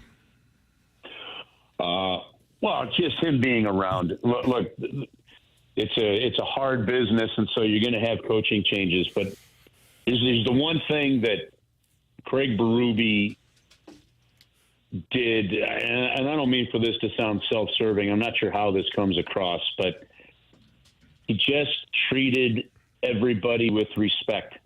And I'm going to give you an example. The Washington Capitals broadcasters did not have access to their head coach that year coming out of COVID when broadcasters weren't traveling with teams. Can you imagine that? Okay. They had a new head coach in Peter Laviolette, and for whatever reason, the PR staff didn't make it available to their own broadcasters. Every single game day, Craig Berube would get on the phone with me to record our 2.5-minute coaches show. Every single game day, he'd get on a Zoom call with the broadcasters and talk about the game, giving us what we could do so we could do our jobs for the fans.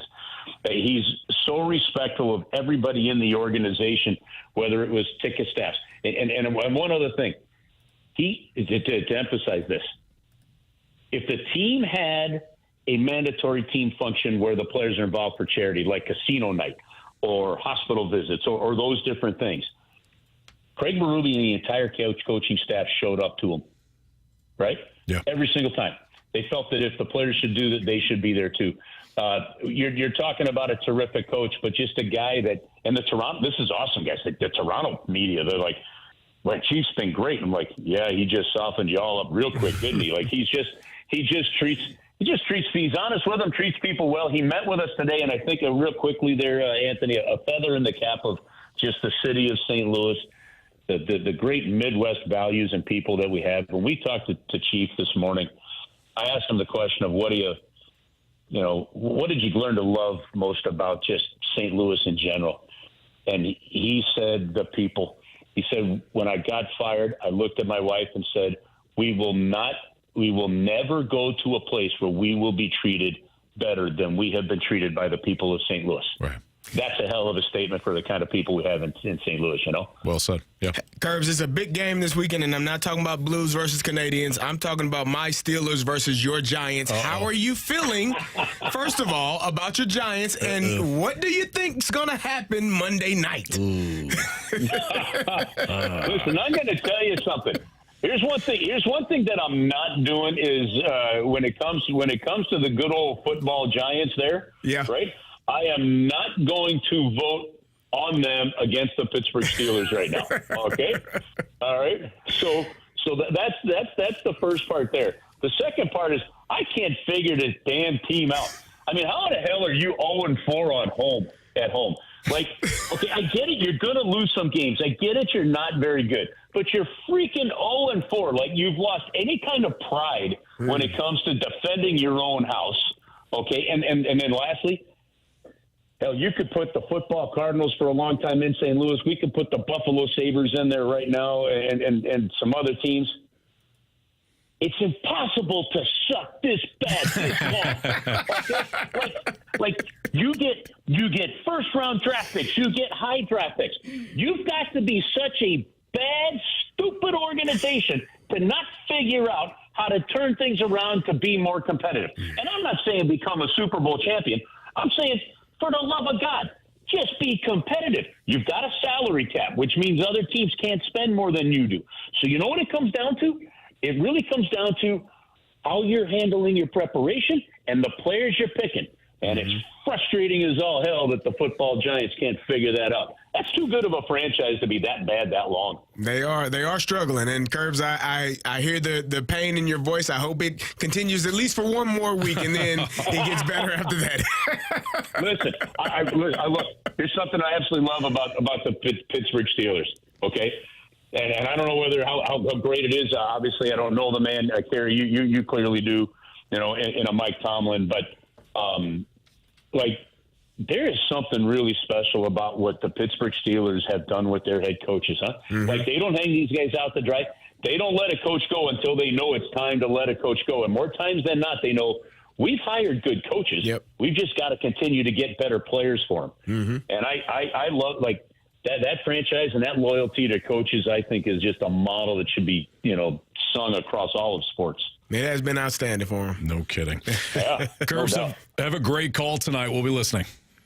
All right, guys. Have an awesome week. You too. Thank you. See ya. Bye. All right, that's Chris Kerber. You'll hear him part of the pregame show right here on 101 ESPN at 5 o'clock. Of course, you'll hear Joe Vitale and our guy Alex Ferrario, too. NFL Week 8 Pick'em Challenge. What matchup in Week 8 intrigues us the most? Which matchup in Week 8 will we find the most about regarding with both teams? We'll discuss those next on 101 ESPN.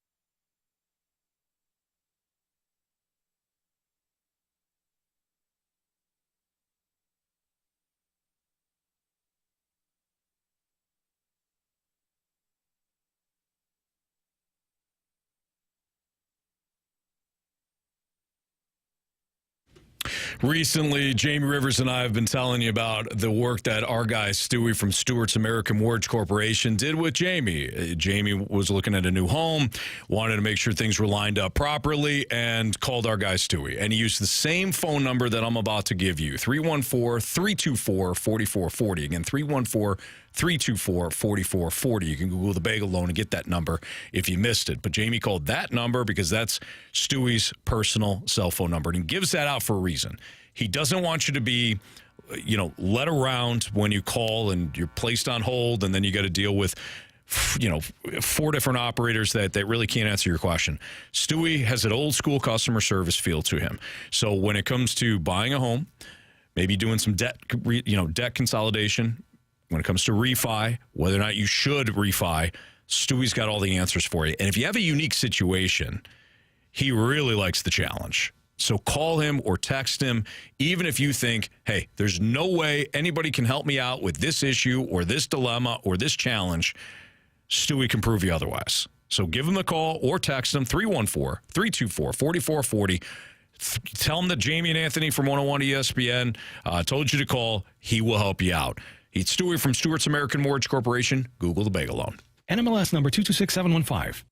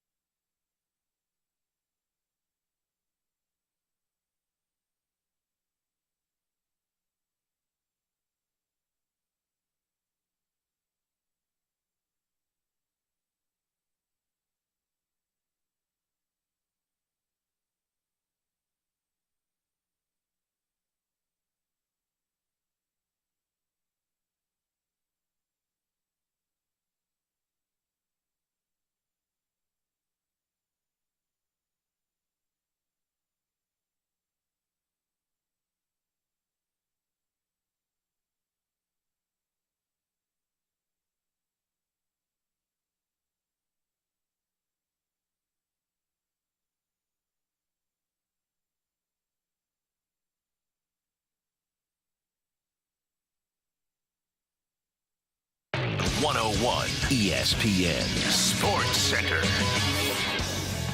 I'm Andrew Marsh. It's time for a Sports Center update brought to you by Saliga Heating and Cooling. The Blues take on the Toronto Maple Leafs tonight in Toronto. We have an early pregame for you at 5 o'clock. Puck drop will be at 6. And you just heard from Chris Kerber. If you missed that interview, make sure you go to 101ESPN.com or check out the free 101 mobile app. Just head to the podcast page and you'll find all of our interviews and full shows there. And it's all brought to you by Dobbs Tire and Auto Centers. Tonight, Thursday Night Football, it's the Rams going up against the Vikings. And we're going to do our NFL Week 8 Pick'em Challenge next. That's coming your way next right here in the Fast Lane. I'm Andrew Marsh, and this Sports Center update is brought to you by Saliga Heating and Cooling, an independent American Standard heating and air conditioning dealer.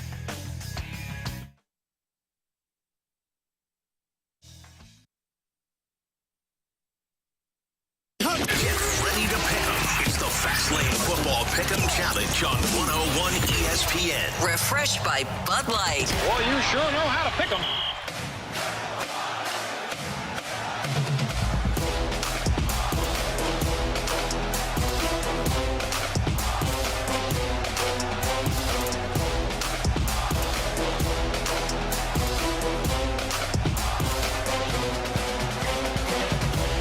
It's Fastline on 101 ESPN. Time for our NFL Week 8 Pick'em Challenge picks. Refreshed by Bud Light.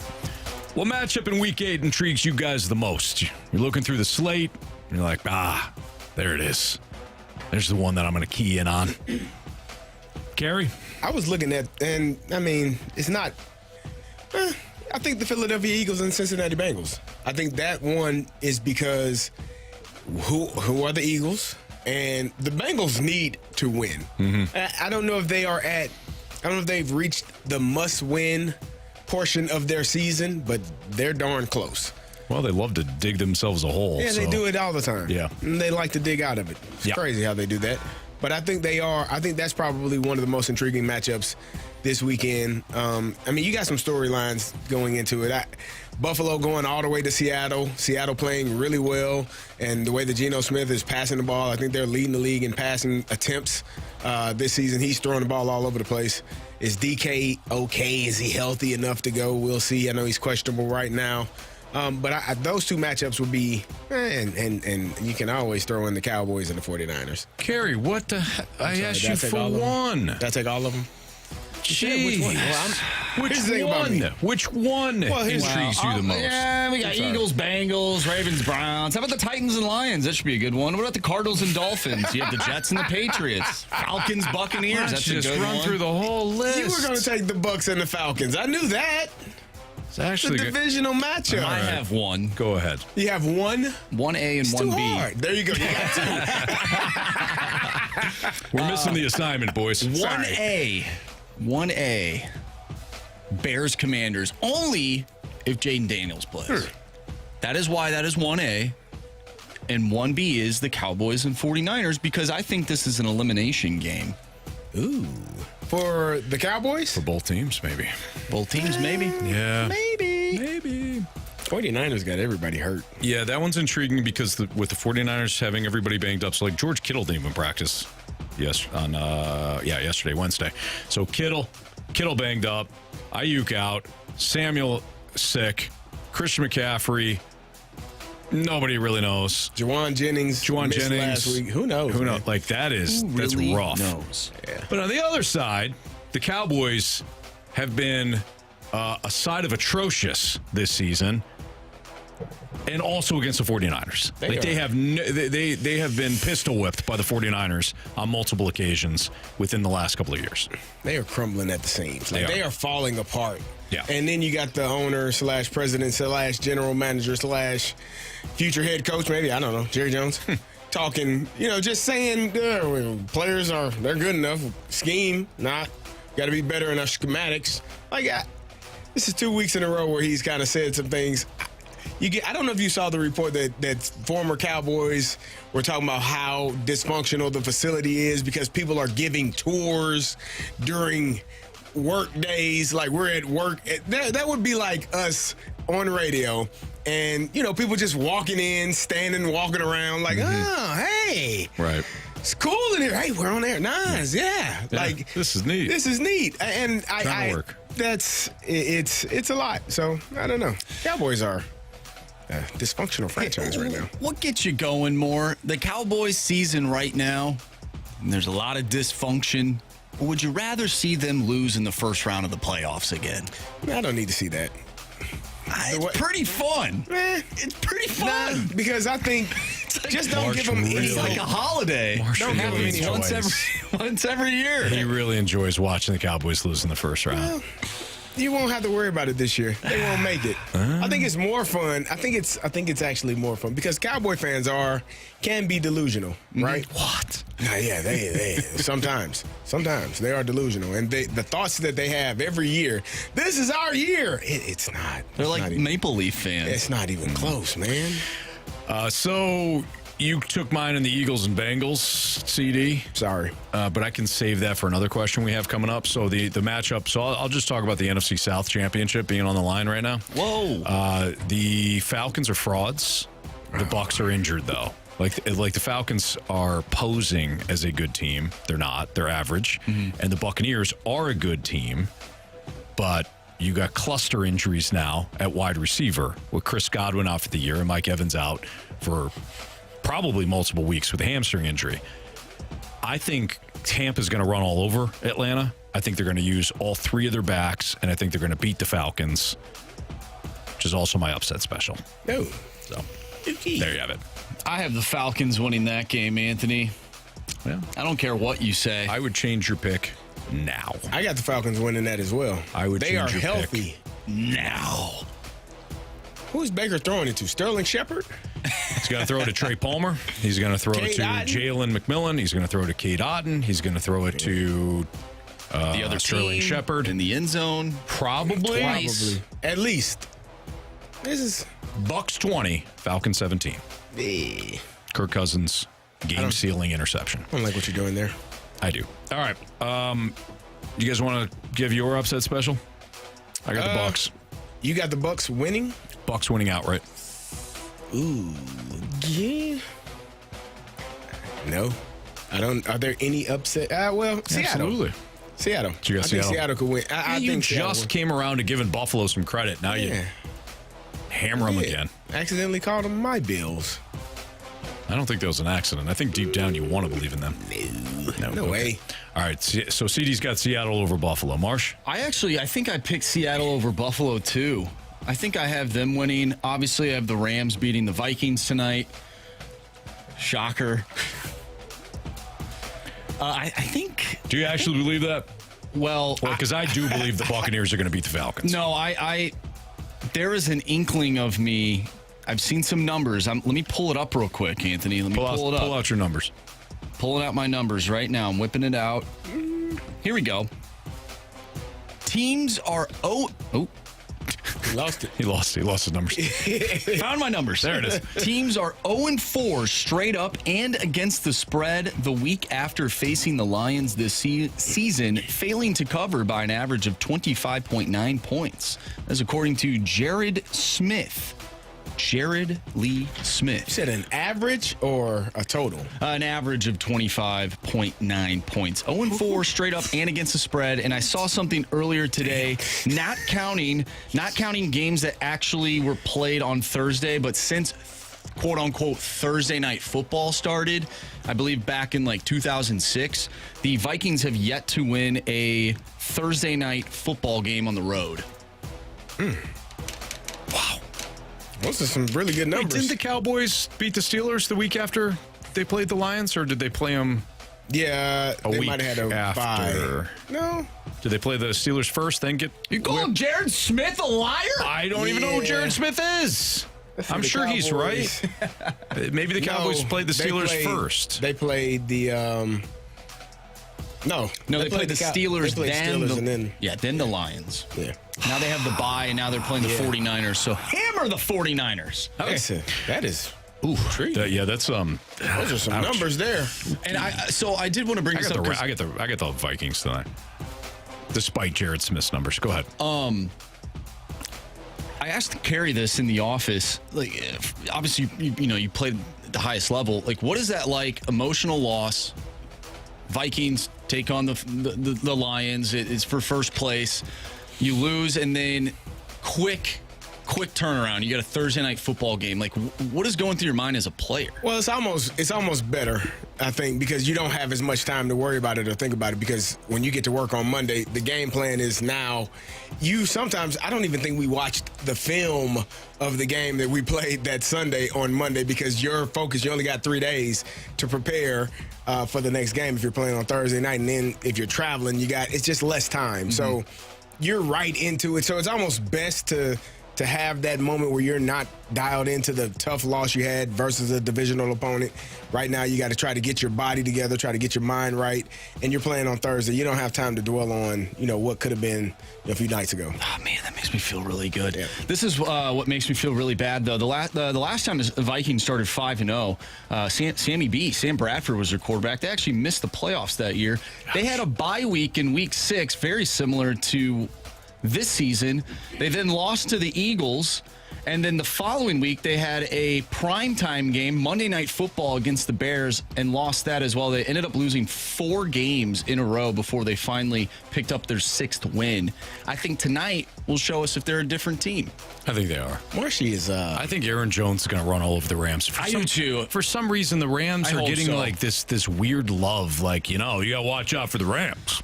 Yeah, they played better defensively lately. They played the Raiders last week. Like I read an article, they look better defensively. The Raiders don't have a quarterback or an offensive line or anybody to throw to. Like, let's back down a little bit here. I think Aaron Jones is a big game. I do think your Vikings are different, Marsh. I understand why you're taking the Rams. Yeah. I don't fault you for it at all. The numbers, the numbers are rough. I got some good numbers on Tampa, too. I mean, Tampa 2? That's not the Tampa 2. Lovely Smith. I think we should actually outlaw. We should get rid of Tampa 2. Yeah, no. Buccaneers 44, Falcons 10. But so I understand what you're doing there. But I think I got the Vikings tonight. I got the Rams. Excuse me. I have the Rams, not the Raiders. Definitely never the Raiders this year. I got the Rams. Puka Nacua activated. Cooper Kupp activated. Yeah. Those guys are going to see 20 targets between the two of them. Nah. They're going to see 2, and both are going to get hurt. Nah. It's science. 25 targets each. It's science. Hot take or hot garbage going to come at you next here. If you have a hot take or hot garbage, you want to send us 314-399-9646 to the Air Comfort Service text line. Hot take, hot garbage, next.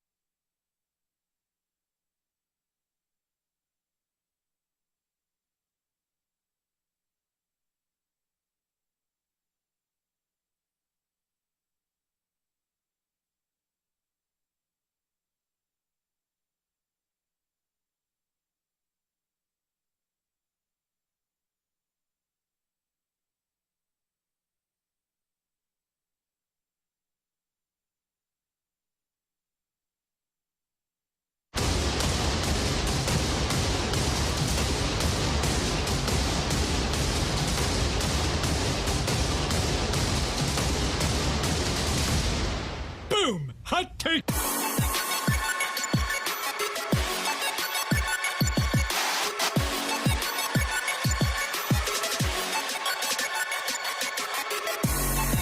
for hot take or hot garbage here in the Fast Lane on 101 at ESPN. If you have a hot take or hot garbage statement that you want to throw us, you can 314-399-9646. That's the Air Comfort Service text line. Marsh, what do we got, kid? All right, let's start off with the 618. Hot take or hot garbage. Dodgers win the World Series, and Tommy Edman is a major contributor. Hot garbage. Yankees all the way. I hate the Dodgers. I'll never root for them. Wow. And I think it's absolutely hilarious. They fall flat on their faces. Hot take. Let me ask you all this question. Who's the best player in this series? In the series? Yeah. Juan Soto. Okay. Best player? Oh, sorry. Best hitter. Juan Soto. Okay. Got to clarify. Second best player. Aaron Judge. I'm going to throw out a name that isn't like one of the big dogs in this series. How about Anthony Rizzo? I believe he was batting like 400 in the ALCS. Like over 400. He's won a World Series. Yeah. Knows how to win. He's done nothing this season. He was hurt. But sounds like a great little story. Sounds like a great story. I'm with Marsh. So give me Anthony Rizzo 3, Giancarlo Stanton 4, Anthony Volpe 5, Gleyber Torres 6. What team do those guys play for? The New York Yankees. You ever heard of a guy named Gleyber Torres? You ever heard of Gleyber Torres? You ever heard of a guy named Shohei Ohtani? Yeah, Angel. Nah, he plays for the Dodgers now. Never been in this spot before. Hasn't. He hit a ball almost out of the city park. It was a short porch. It really wasn't. Nah, he hit that one to Jupiter. That one. Jupiter? Not that far. Nope. One of the closest planets. People don't realize it. Passed up a couple planets before you got to that. It's fine. Jupiter, that's not a planet, it's just made of gas. You idiots, Jupiter's a star, technically. Anyways, yeah, let's go Yankees. So Anthony Rizzo, 14 at-bats in this postseason. He has 1 run, 6 hits. He's batting .429. He's locked in, baby. He's Super locked in. Rizzo, meet Jack. Yeah, he is going to jack one. It's a Saturn. Interesting one here from the 314. Hot take or hot garbage. Lamar gets way more hate than any other quarterback who's never won a Super Bowl. I never hear the same about Josh Allen or Joe Burrow. Hot take. Not never though. I mean, remember Peyton Manning? Peyton Manning was a rookie in '98. He didn't win a Super Bowl until 2006. Yeah. And people were like, he'll never win one. Yeah. That was awful. Yeah. I love Lamar. Lamar gets a lot of hate, though. Lamar is still, to this day, there are still people that are paid by NFL clubs that say he's not a quarterback. People are idiots. And they're still hired by NFL teams. I wish they didn't do the anonymous source, anonymous GM, anonymous front office person. Yeah. So you can know which idiot organization hired this person, and you can have an understanding as to why your team stinks. The fan base deserves to know. It's probably the Jets. It's probably right. Or the Browns. Giants. Yeah. Just pick any team that doesn't know what it's doing. Yeah. And that's where that quote came Anonymous from. quote. I think Josh Allen still gets criticism. I don't think Joe Burrow does because, nobody's won with the Bengals. You know who skates criticism? Let me think here. Who skates criticism? For the longest time, and this is one of the reasons why I find him so annoying, is Rodgers. Rodgers used to skate criticism all the time. Oh, he did. There was always an excuse for Aaron Rodgers, but that's not who you're referring to. Ooh. Skates criticism. Brock Purdy. I wasn't thinking him. Oh. He's got a lot of people injured around Can him. you give us a hint? Like not one that's like super obvious. I like these games. I've mentioned this player before as not a fan of being a fan of his play. Quarterback. Yeah, he's a quarterback. Of course. Ooh, like high level. He's gotten paid like a high level person. Interesting. Paid like a high level person. And he skates criticism. He doesn't get criticized a lot, I don't think. Not to the level that he should. Jalen Hurts. No, he loves Jalen Hurts. I do love Jalen Hurts. He hasn't been playing well, though. He hasn't really played well since the Super Bowl. I do think he gets criticized. They play in London a lot. Oh, Trevor Lawrence, yeah. Oh, yeah. No, he's terrible. There you go. Frick James knows. Yeah. Frick James knows.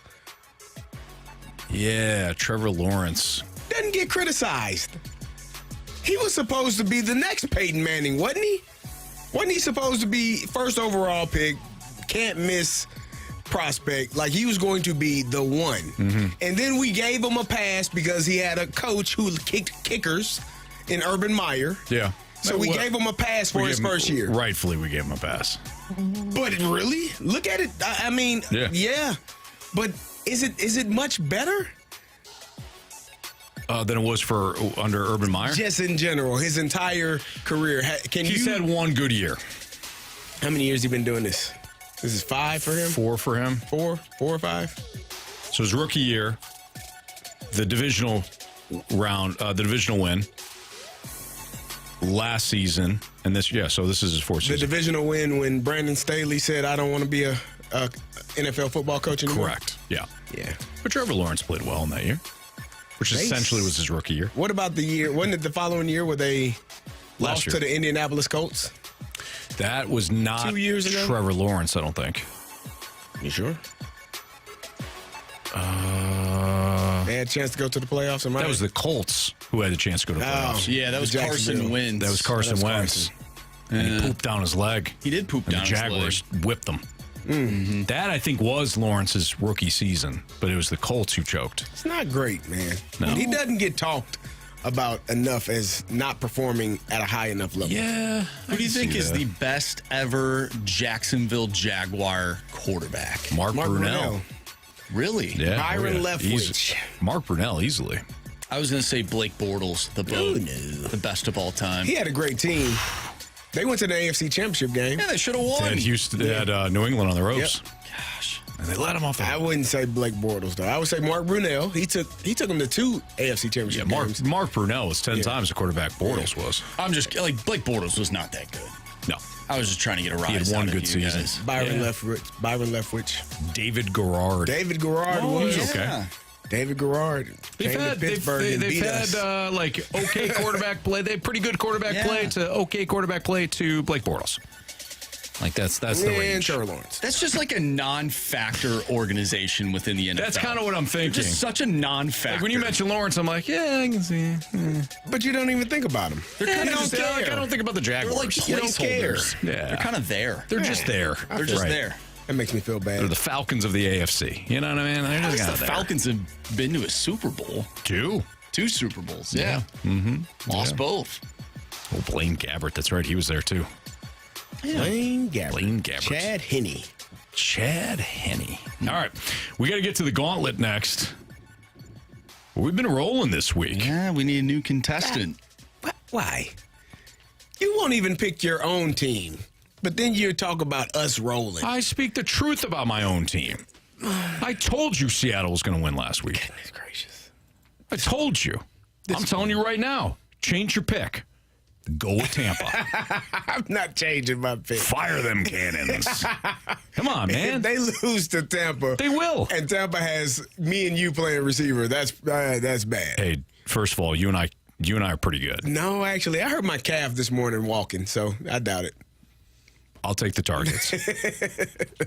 Atlanta's going to lose this weekend. I guarantee it. This is a game they lose. When they should win, all that stuff. Guaranteed. Okay.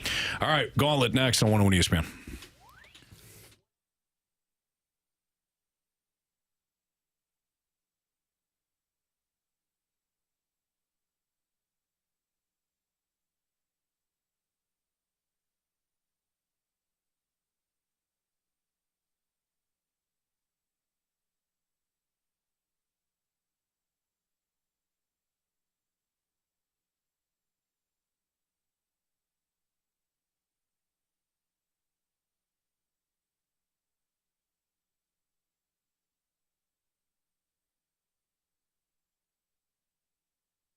Hey, it's Carey, and if you're a contractor or you own a business that needs recycling, my good friends over at Scrap Mart Metals can help you. They're tailor-made for your business to meet your budget and your schedule. They understand the job site cleanup for contractors is a mess. If you set up a business account with Scrap Mart to recycle that metal, it'll be one less thing you have to do during cleanup. But you don't have to be a contractor. If you have some things in your home, maybe you had a yard sale, and you need to get rid of some things weren't sold, you can take them over to Scrap Mart as well. You'd be amazed at how the scrap metals add up, and it can truly help you gain cash. If you're a plumber, if you're heating and cooling an excavator or a contractor, Scrap Mart Metals Recycling can make your job easier. If you own heavy equipment, it breaks down time and time again. It's frustrating.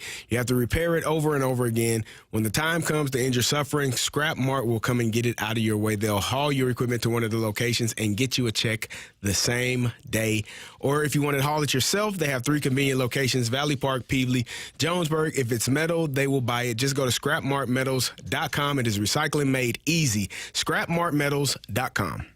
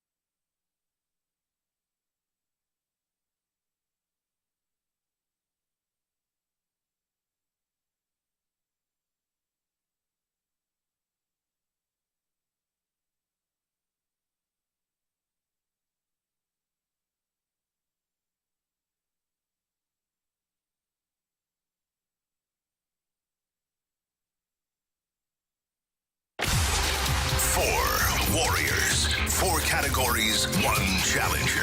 Can you survive the Gauntlet? Brought to you by Blue Note Roofing. Roofing, siding, and gutters. Visit BlueNoteRoofingSTL.com for a free inspection.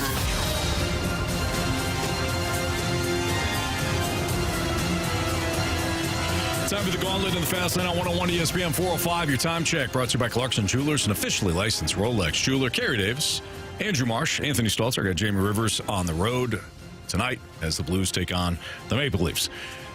We have Briggy on the line. What's up, Briggy? Hey, how's it going? Doing great. Is that a nickname? It is, yes. First name is Francis, and so I think for obvious reasons, I go by Briggy. Okay. Fair enough. Briggy, I understand. I'm Carey, so yeah, I get it. Hey, it happens. Yeah. Understood. TD, exactly. Yeah. Everyone needs a good nickname. There you go. There you go. All right, Briggy, who would you like to take on today, Marsh, CD, or me? It's not every day I can say I took on a Super Bowl champion in anything, so let's go with CD. There you go. Briggy. Kerry Davis. Good luck, Briggy. Thank you. All right, Briggy. So as Kerry heads into the cone of silence, you can go ahead and tell Marsh to spin that wheel. All right, Marsh, let's spin that wheel. Briggy, what are we hoping for? I probably not hockey. Sometimes random can be a hit, so let's see what the fate says. The fate says It is random. Oh, okay. Oh, okay. All right, a little random for you today. 4 random questions, all worth 2 points, Briggy, unless you ask for the options. If you ask for the options, no problem. Those questions become worth 1 point. Carey's going to get the same 4 questions after we're done here. All right, Briggy, are you ready? I'm ready. Question 1. Who performed the mid-2000s rap single Diamonds from Sierra Leone? Who performed the mid-2000s rap single Diamonds from Sierra Leone? I have an inkling, but let's hear the options. Kanye West, Chris Brown, Lil Wayne. Oh. Not who you're thinking. No, it was not, so I'm glad I took the options. Let's go Lil Wayne. Final answer? Final answer. Question number 2. What is the top hay producing state in America? Let's go with the options. Options are Kansas, Missouri, or Texas. Kansas was the first one that came to mind, so let's go with that. Final answer. All right, Briggy, question 3, excuse me. After rising to fame as the greatest showman, P.T. Barnum served as a member of which state's legislature? Ooh. Let's go with the option. New York, Connecticut, Massachusetts. Let's go New York. Final answer. Question number 4. The very first cover story in the New York Times in The very first cover story in the New York Times in 1896 chronicled which famous writer's suffering in jail?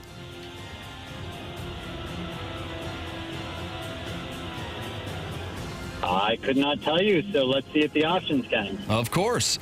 Is it Ernest Hemingway, Oscar Wilde, or Mary Shelley? Go with Oscar Wilde. Final answer? Final answer. Yep. All right, let's bring back Carey Davis. Briggy, how you feeling? You know, that was not quite the random I was looking for with the easy question. So Yeah. That makes sense. Random's tough, I feel. In fact, I never feel dumber than after I take a random gauntlet. You know what I appreciate about Briggy here is usually when people pick Carey, they just pick him first. Mm-hmm. But he had a little story behind it. How often do you get to take on a Super Bowl champion in anything? Like that. You know? I do. I like that. How'd Briggy do? Yeah. Pack a lunch. Okay. Random. Oh, Rockio literally just came in there and said, "You kill him at random." I said, "No, actually, I don't." Said, "Yeah, you." He's like, "What do you got?" I said, "I don't know." He said, "Random, probably. You kill it random." I was like, "No, Rock, I don't." 13-11 is Carey Davis in the year 2024 in random trivia. Who's got the best random? Best random goes to Jamie Rivers with an 8-2 record. Wow. What's CD's best record? I love that you have all these stats. This is pretty good. CD's best record is football, 16-7. Ooh. What's yours, Marsh? Mine would be hockey, 10-2. Nice. Hockey guy. And Anthony, your best is hockey, 15-3. Makes sense. Yeah, Makes a lot of sense. We're the home of the Blues. Yeah, darn right. You know? All right, here we go, CD. You ready? Yep. Question 1. Who performed the mid-2000s rap single Diamonds from Sierra Leone? Kanye West. Is this a joke? Say it again. Sure. Who performed the mid-2000s rap single Diamonds from Sierra Leone? Kanye West. Featuring Jay-Z. Do you need all of that? What's your answer? Kanye West, final answer. Well, we needed it all. I'm sorry. Gosh. Question number 2. What is the top hay producing state in America? Top hay producing state in America. We got a lot of hay. I want to say Iowa, but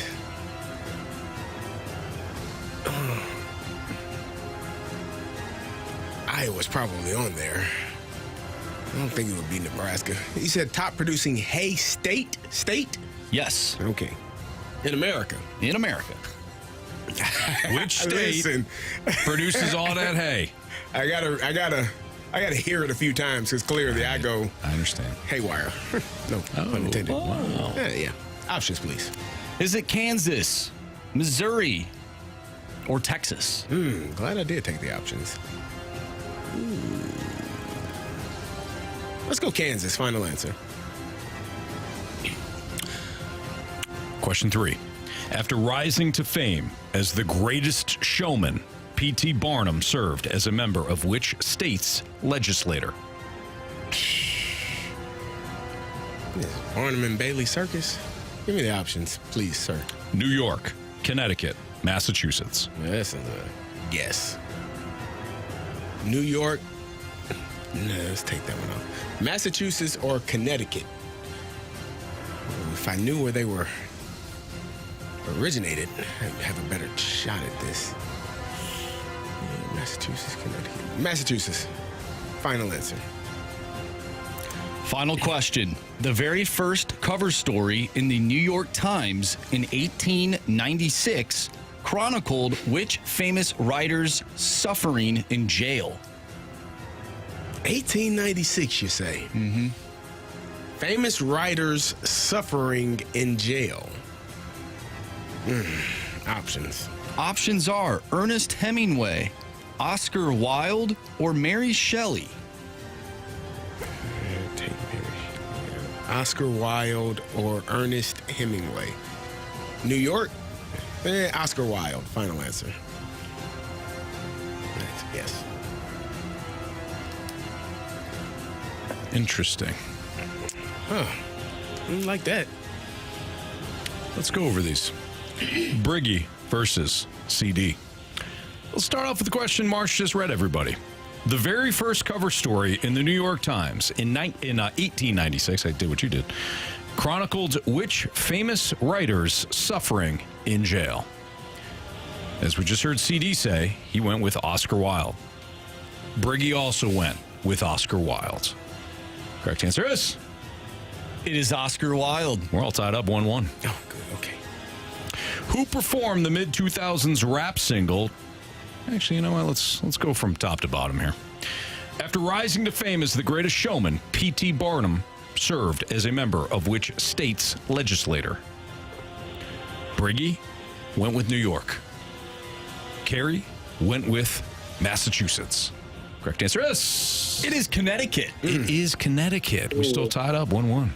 What is the top hay-producing state in America? With the options, Briggy went with Kansas. Carey went with Kansas. Correct answer is? Texas. Texas. University of Texas. UT. Apparently it's like 9 million tons. Comes down to this. That's Bevo. We're all tied up. Hey. 1-1. Who performed the mid-2000s rap single, Diamonds from Sierra Leone? Carey, you went Kanye West. Briggy, you went Lil Wayne. Yeah, Wheezy. If it's Lil Wayne, Briggy wins. If it's Kanye, Carey wins. If it's Chris Brown, we got to walk off today. Briggy? You have chosen poorly. You lose. Not today. Carey knew it right away. It was Kanye West. Briggy got you 3-1, virtually off that question. Sorry, man. No worries. As soon as he said it, I figured he was confident in no. So hey, it was a pleasure, and great playing with you all. Good job, Briggy. Thanks for listening, man. Thanks, Briggy. We'll see you, buddy. All right, thanks, everyone. Have a great afternoon. You too. Thanks, man. Really nice guy. I'm surprised Marsh didn't get picked. I don't get picked anymore. Yeah, that's true. Yep. All right. It's Fastlane on 101 ESPN. We got our Sports Six back next. You got a question for us? Send it in 314-399-9646. Sports Six back next.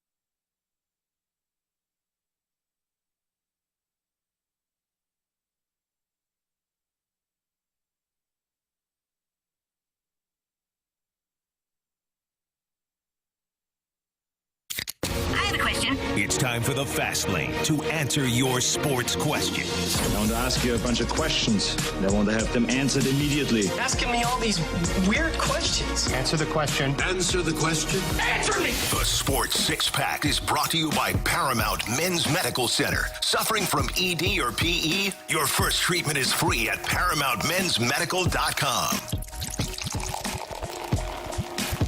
All right, time for the Sports Six-Pack here in the Fast Lane on 101 ESPN. 314-399-9646 is the Air Comfort Service text line. If you got a question for us, time to send it in. We'll probably do 2 segments, let's be honest. But question 1, please. Question number 1.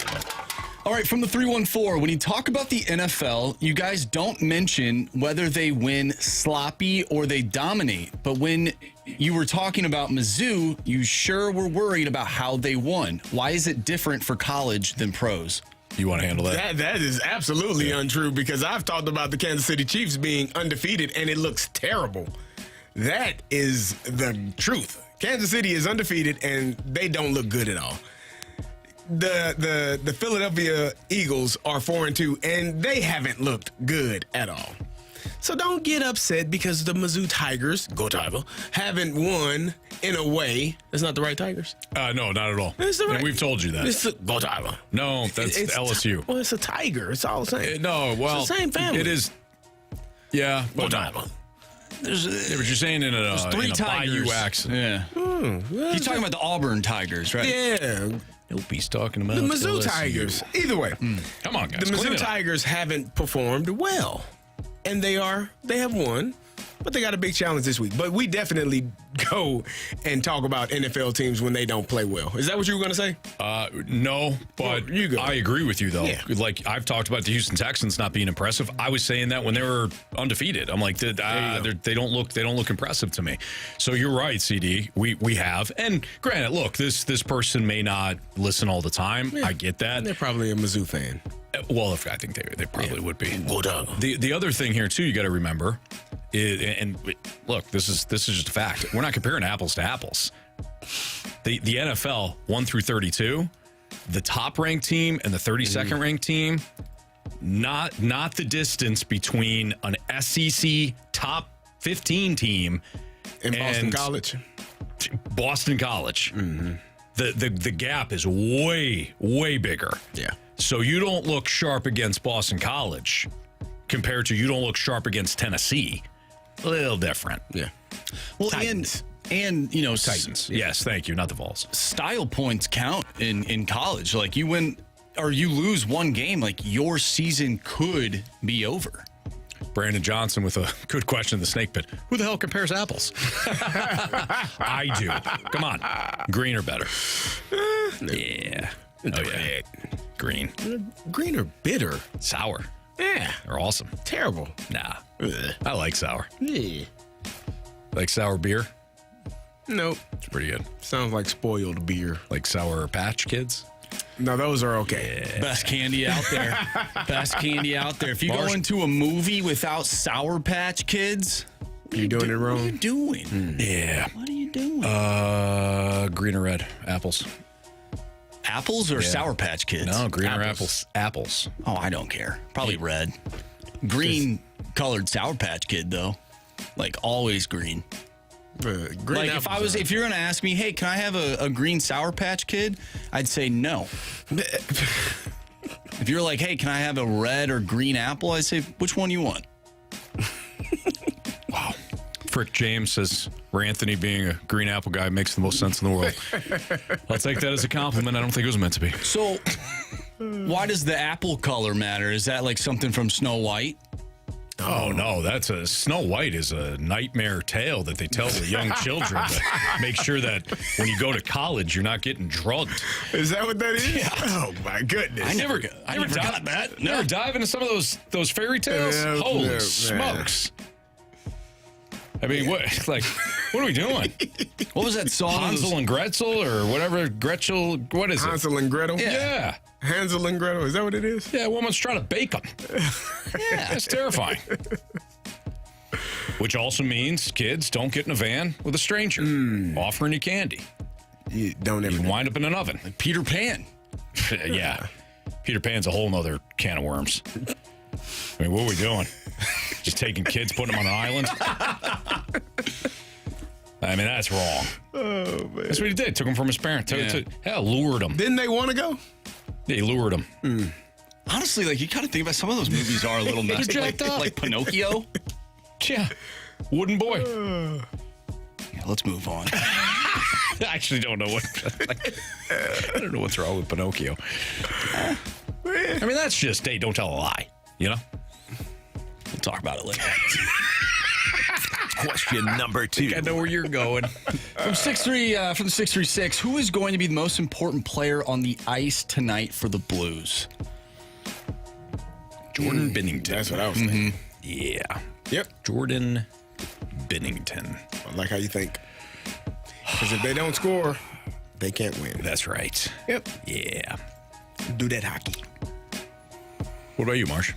I was also thinking Jordan Binnington, just because I just don't know what this team looks like offensively without Robert Thomas. So, especially tonight when you're going up against a team with, like, the group that the Maple Leafs have, like some of the best players in the world, and you don't have your best player has to be your netminder. So it has to be Jordan Binnington. If it's not Jordan Binnington, then who is it? Jordan Kyrou? Nah, because I don't think you're going to outscore him. I think you got to try to win 1-0. So in that case, then it's got to be Colton Parayko. Question number 3. Take away time and See what this guy's doing? What? That's his goal scorer for tonight's game is Colton Parayko. You know what I hope he does? I hope he shoots the puck from the point, misses the net on purpose because he likes to do that, and it bounces out right out front, and someone else just puts it right in the back of the net. I forgot who. Will that be an assist? Yeah, well, but you won't get a point for that though, or 3. Well, maybe I should. You don't even know. I have no clue. Oh, Bucci Man. Bucci Man. That's right, John Buccigross. You took John Buccigross tonight. Question number 3. We were talking about awards earlier, the Fielding Bible Award. We were talking about the Golden Globes, the Oscars. From the 636, what's the highest award you can win in radio? The Marconi Award. You get them for segments, you get them for shows, you get them for, like host. Yeah, the Marconi Award. Never knew that. Well, we never got one. Never got one. Learn something new every day. Yeah. We fall into a tough category as sports talk because typically sports is reserved for like the Marconis for like play-by-play. Oh. So we kind of fall into that. So we should have a segment where we do We're a play-by-play. tweener. You know, that linebacker that's not really a linebacker, he's also not a defensive end? That's us. Yeah, kind of tough. I think the Riz Show's won a Marconi. Really? Yeah. That's pretty cool. I think. They haven't won a Pick'em Challenge. No, haven't won a week in the Pick'em Challenge. Yeah, well said. You know what? That's a mic drop right there. We'll continue our Sports Six-Pack next on 101 ESPN.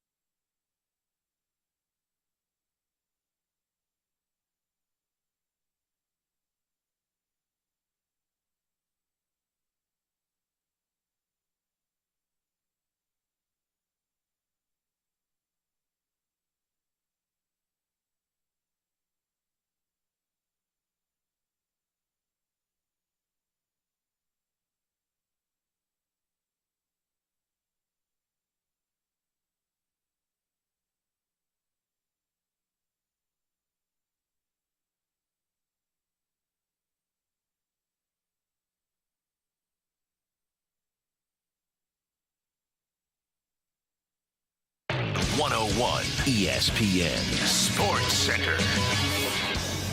I'm Andrew Marsh. It's time for a Sports Center update driven by Johnny Londoff Chevrolet and Johnny Londoff Autoplex. We'll have the Blues pregame for you starting here in less than 30 minutes as they take on the Maple Leafs tonight.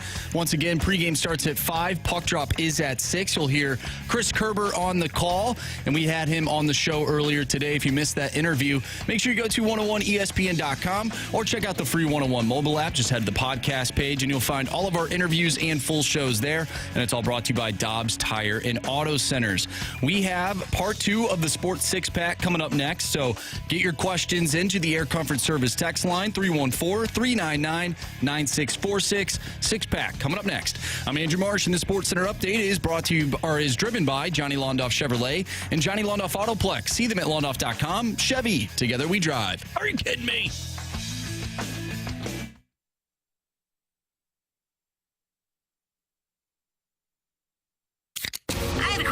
It's time for the Fast Lane to answer your sports questions. I want to ask you a bunch of questions, and I want to have them answered immediately. Asking me all these weird questions. Answer the question. Answer the question. Answer me! The Sports Six-Pack is brought to you by Paramount Men's Medical Center. Suffering from ED or PE? Your first treatment is free at ParamountMen'sMedical.com. Time for the second round of the Sports Six-Pack here in the Fast Lane on 101 ESPN. What do you got for us, Marshy? Question number 4. All right, this next one comes from the VP of Special Projects for the Fast Lane. All right. If Illinois loses by 7 or less on Saturday, do they stay in the top 25? They should. I think so. I think it also depends on what happens around them. But they took one loss earlier this year to Penn State where they lost by a couple of touchdowns and remained in the top 25. That's a tough task. You're going all the way to Oregon. They left or are leaving today, so they'll be out there a day early, I believe, and getting ready to roll, man. I'm excited about my Illini. You should be. ILL, taking on number 1 team in the country. Quack, quack, quack, Mr. Ducksworth. Yeah. Fire up Illini. Mm-hmm. Yeah. We'll be fired up when we beat the damn Oregon Ducks. Amen. Mm-hmm. It's going to be a problem for me. What's the spread? I think it's 21. Oh, man. Yeah. So, technically, that's not even a game. Who says who? Bill Walsh. Minus 22 now. Oh. Minus 22. Bill Walsh used to say 6.5. That's kind of the cutoff. Everything above 6.5, not really a game. See what these people know. When the Illini walk into town. Yeah. Well, we'll see. Yep. What's Mizzou's spread? Do we know? Against Bama? I don't know. Did it change if Brady Cook is out? I would guess 15 or something, right? Without Brady Cook? Is he playing? 17. It's not even a game. That's what you just said. I meant it. Well, you said it. I believe you. Yeah. Mm-hmm. Question number 5. I'd take Illinois more than Mizzou. You and me both, brother. Mm-hmm. From the 314, you all are very good looking. Thank you. I'm not attractive. That's not true. But big wedding this weekend. I have a navy suit, white shirt, brown shoes, brown belt. Do I need a navy tie or rock the white shirt unbuttoned at the top? Oh, hey. Okay, where is the wedding? Because if it's a little chilly, you don't want to have that. But I do like the couple. Anthony goes 3 to 4 buttons down. He likes to have it all out. 2. I've actually seen Anthony just wear the suit, not even the jacket without a shirt, no shirt. Yep. With a bow tie. Yep. Mm-hmm. And I've seen him dance. Yeah. He's taking the shirt. Yeah. That was a job though, Marsh. That wasn't a wedding. Oh. Yeah. Yeah. Fire up Chip. That was different.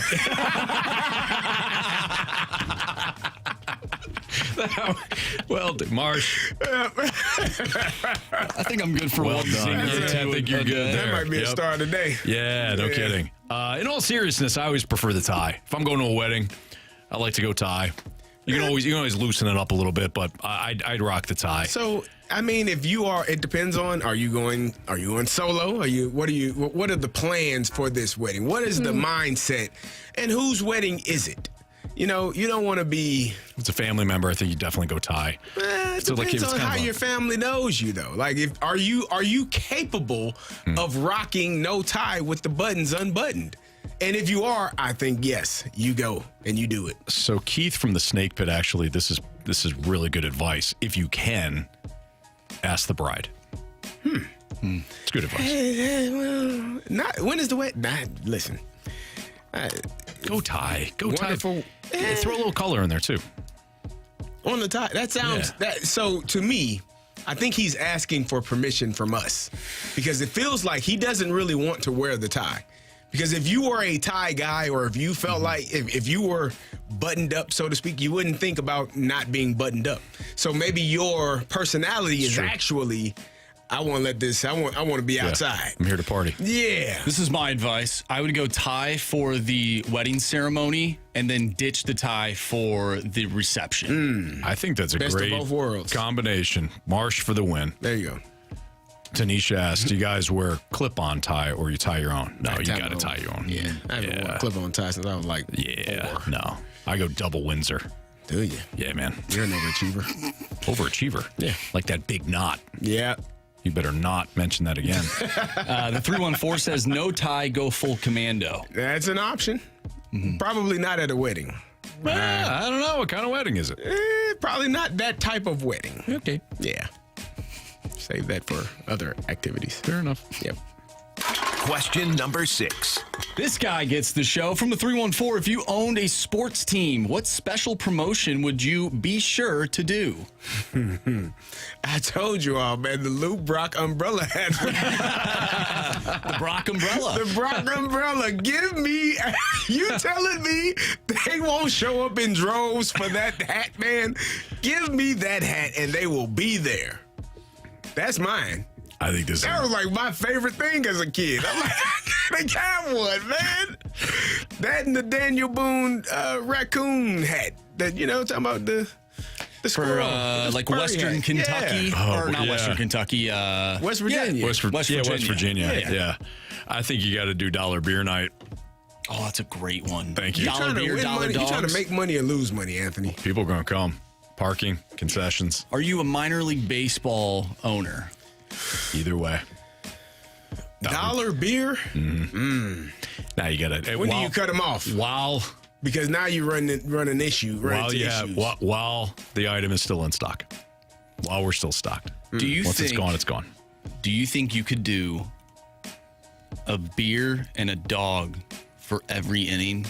The beer and hot dog challenge. You have to drink one beer and eat one hot dog per inning. Whew. Well, you know ridiculous. what? I'll even say you just have to finish 9 each. It's 9 innings. No. 9 beers, 9 dogs. No. I could do 9 beers. I couldn't do 9 hot dogs. Nor would I want to. No, that's tough. That's too much. Brandon in the Snake Pit goes, Anthony Stalter quote, people are going to come. People will come, Ray. People will come. Listen, man. The Brock umbrella. You love that Brock umbrella. I love it, man. I've never heard of it. It's so damn hot outside, man. You get one of those on, you get to cover your head up, man. You never seen the Brock umbrella? No. Wait, really? You've never The seen Brock it? umbrella? No. It's literally an umbrella for your head. It's a hat. It's a hat. With Do an they give it umbrella. away every year? They haven't They given it away in years. You know what it looks like? You know, you ever have like... I can picture it. Yeah. But it kind of looks like, like those little, like you have like a little tiki drink or whatever, and they have those little like umbrellas in the drink, except for it's for your head. Here you go, Anthony. Here. You see that? Nope. Nope. Okay. All right. Man, the Brock umbrella. It's great. I'm going to get you one. Beautiful. And I will wear it to the game. I'm going to get you one. I will wear it. I'm going to find it. I'll go get it. 314 says, I did 7 and 7. 7 dogs, 7 beers, and it was brutal. I believe that. I do. I believe that. That feels like your stomach probably feels like it's going to explode. Mm-hmm. Like that's a lot. Yeah. Yeah. The beer, I'm sure I'd be fine. I'm good. I need a ride home, but Yeah. need a ride home. Safety. Yeah, first. man. 9 hot dogs? No way. I'm good. And if the Cardinals are playing, you might have to. Well, you can't. You might have to hurry up. Yeah, you have to hurry up, though, because they need to cut you off in the 7th inning, too, don't they? No, you have to I think hurry it's up. the 8th now because the games are quicker. Oh. Is it? I believe so. I could be I was wrong gonna say on you that. have- Could be wrong on that. You have but less time every half inning. you might just have to buy 2. You got to prepare, plan ahead. Boy Scouts. Plan ahead. Isn't that their model? I have no idea. Okay. Anybody a Boy Scout? Never. I wasn't either. No. Didn't have. I just didn't have time. Right. Went to 2 meetings with my dad.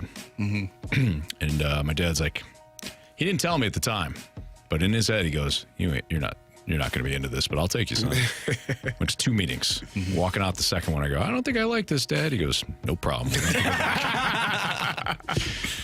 All right. It's Fastlane on 101 ESPN. Got a quicker show. We got the Blues pregame coming up at 5. So be prepared. That's what it was. Thank you, GSW. We've got Bet the Board. We've got criticisms, compliments. We've got 3 stars. That's all next on 101 ESPN.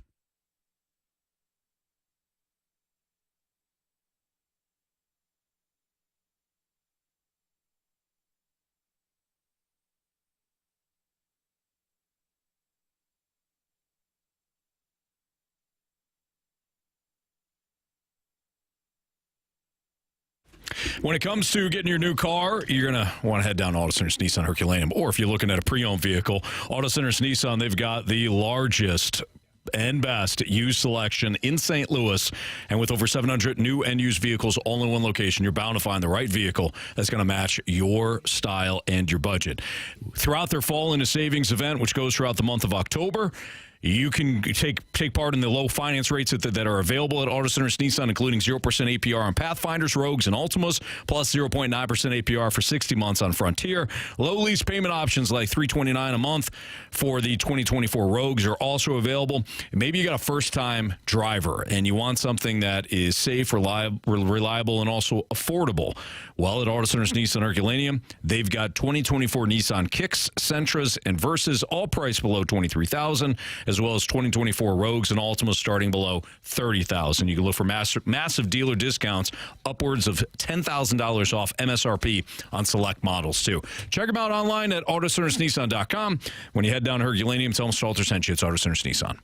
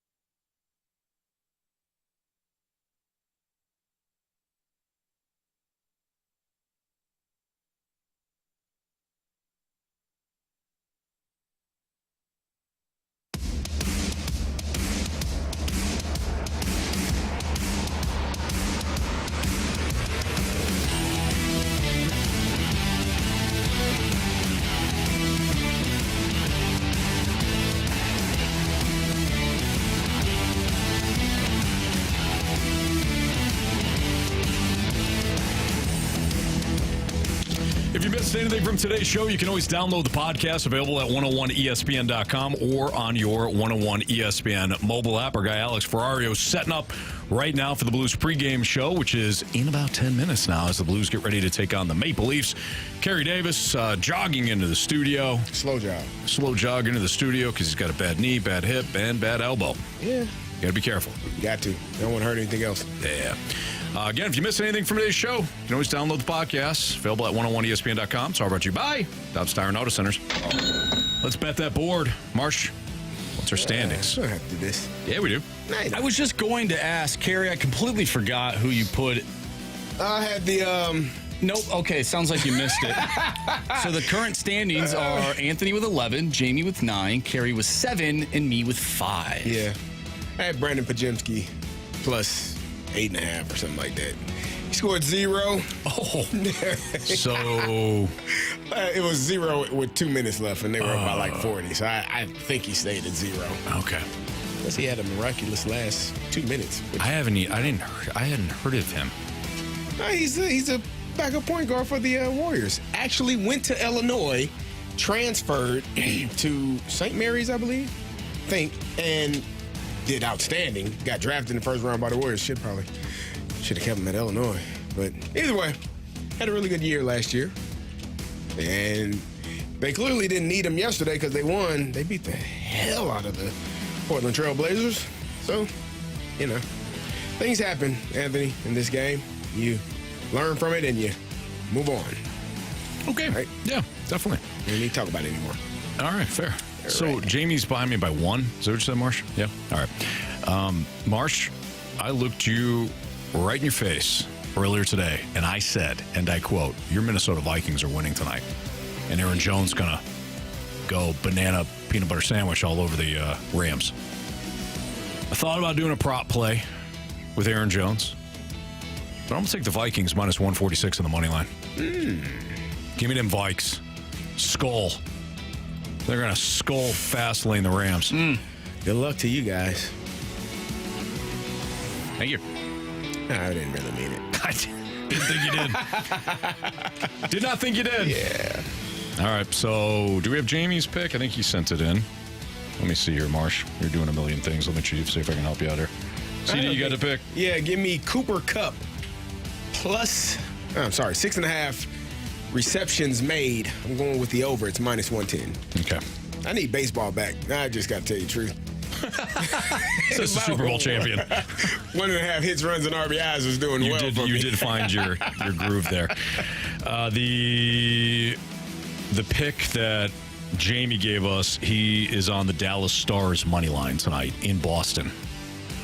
Right. I was looking at that. The Bruins have won 8 of their last 10 games against Dallas. So hopefully Jamie falls flat on his face tonight. I open up a little lead against him before he puts together an 18 parlay. And hits. Ridiculous. Yeah. Anthony, I thought you were going to go with an Aaron Jones anytime touchdown, and I'm glad you didn't because that's where I'm going. Give me Aaron Jones to get into the end zone tonight. I like that play. For my Vikings. Love it. I like that play. All right, ready for the 3 stars? Absolutely. All right, by the way, the gentleman who was asking about the tie and the wedding and said thank you. So okay, good. Yeah, absolutely. Hopefully we give him some advice. Yes. Send a picture and so we can see what you went with. Yeah. Tie, no tie. All right, real quick here. 3rd star of the day goes out to Briggy's nickname. Briggy. Yeah, Briggy. Yes. Francis? Is that his name? Yes. That was his name. Yeah, I understand. He was very funny about that, too. You've been named Francis, you'd go with the nickname, too. That's what he said. 2nd star of the day goes out to the Brock Umbrella. Yeah, the Brock of course. Umbrella. There you go. Listen, if you're going to have a giveaway, it's the best giveaway to have. All right, fair enough. Nothing else. And, of course, the 1st star of the day goes out to Anthony's Chippendales career. Fire up Chippendales. Fire up Chippendales. That was very funny there, Marsh. Very funny. All right, we've got the pregame show for you. Alex Ferrario going to take over from 5 to 6 ahead of tonight's game between the Blues and Craig Berube's Maple Leafs. So a lot of great stuff coming up from Alex. We'll be back tomorrow at 2 o'clock. Don't forget, it's Freedom Friday tomorrow. That means you can choose any topic that you want. You. So if you've been pissing and moaning lately, and we haven't been talking about what you want to talk about, 618, we better hear from you. Well, show up then. Yep. Show up and shell out tomorrow on a Freedom Friday. All right, that'll do it for us. For Jamie Rivers, for Andrew Marsh, for Kerry Davis, I'm Anthony Stalter. Blues pregame coming up now. See ya.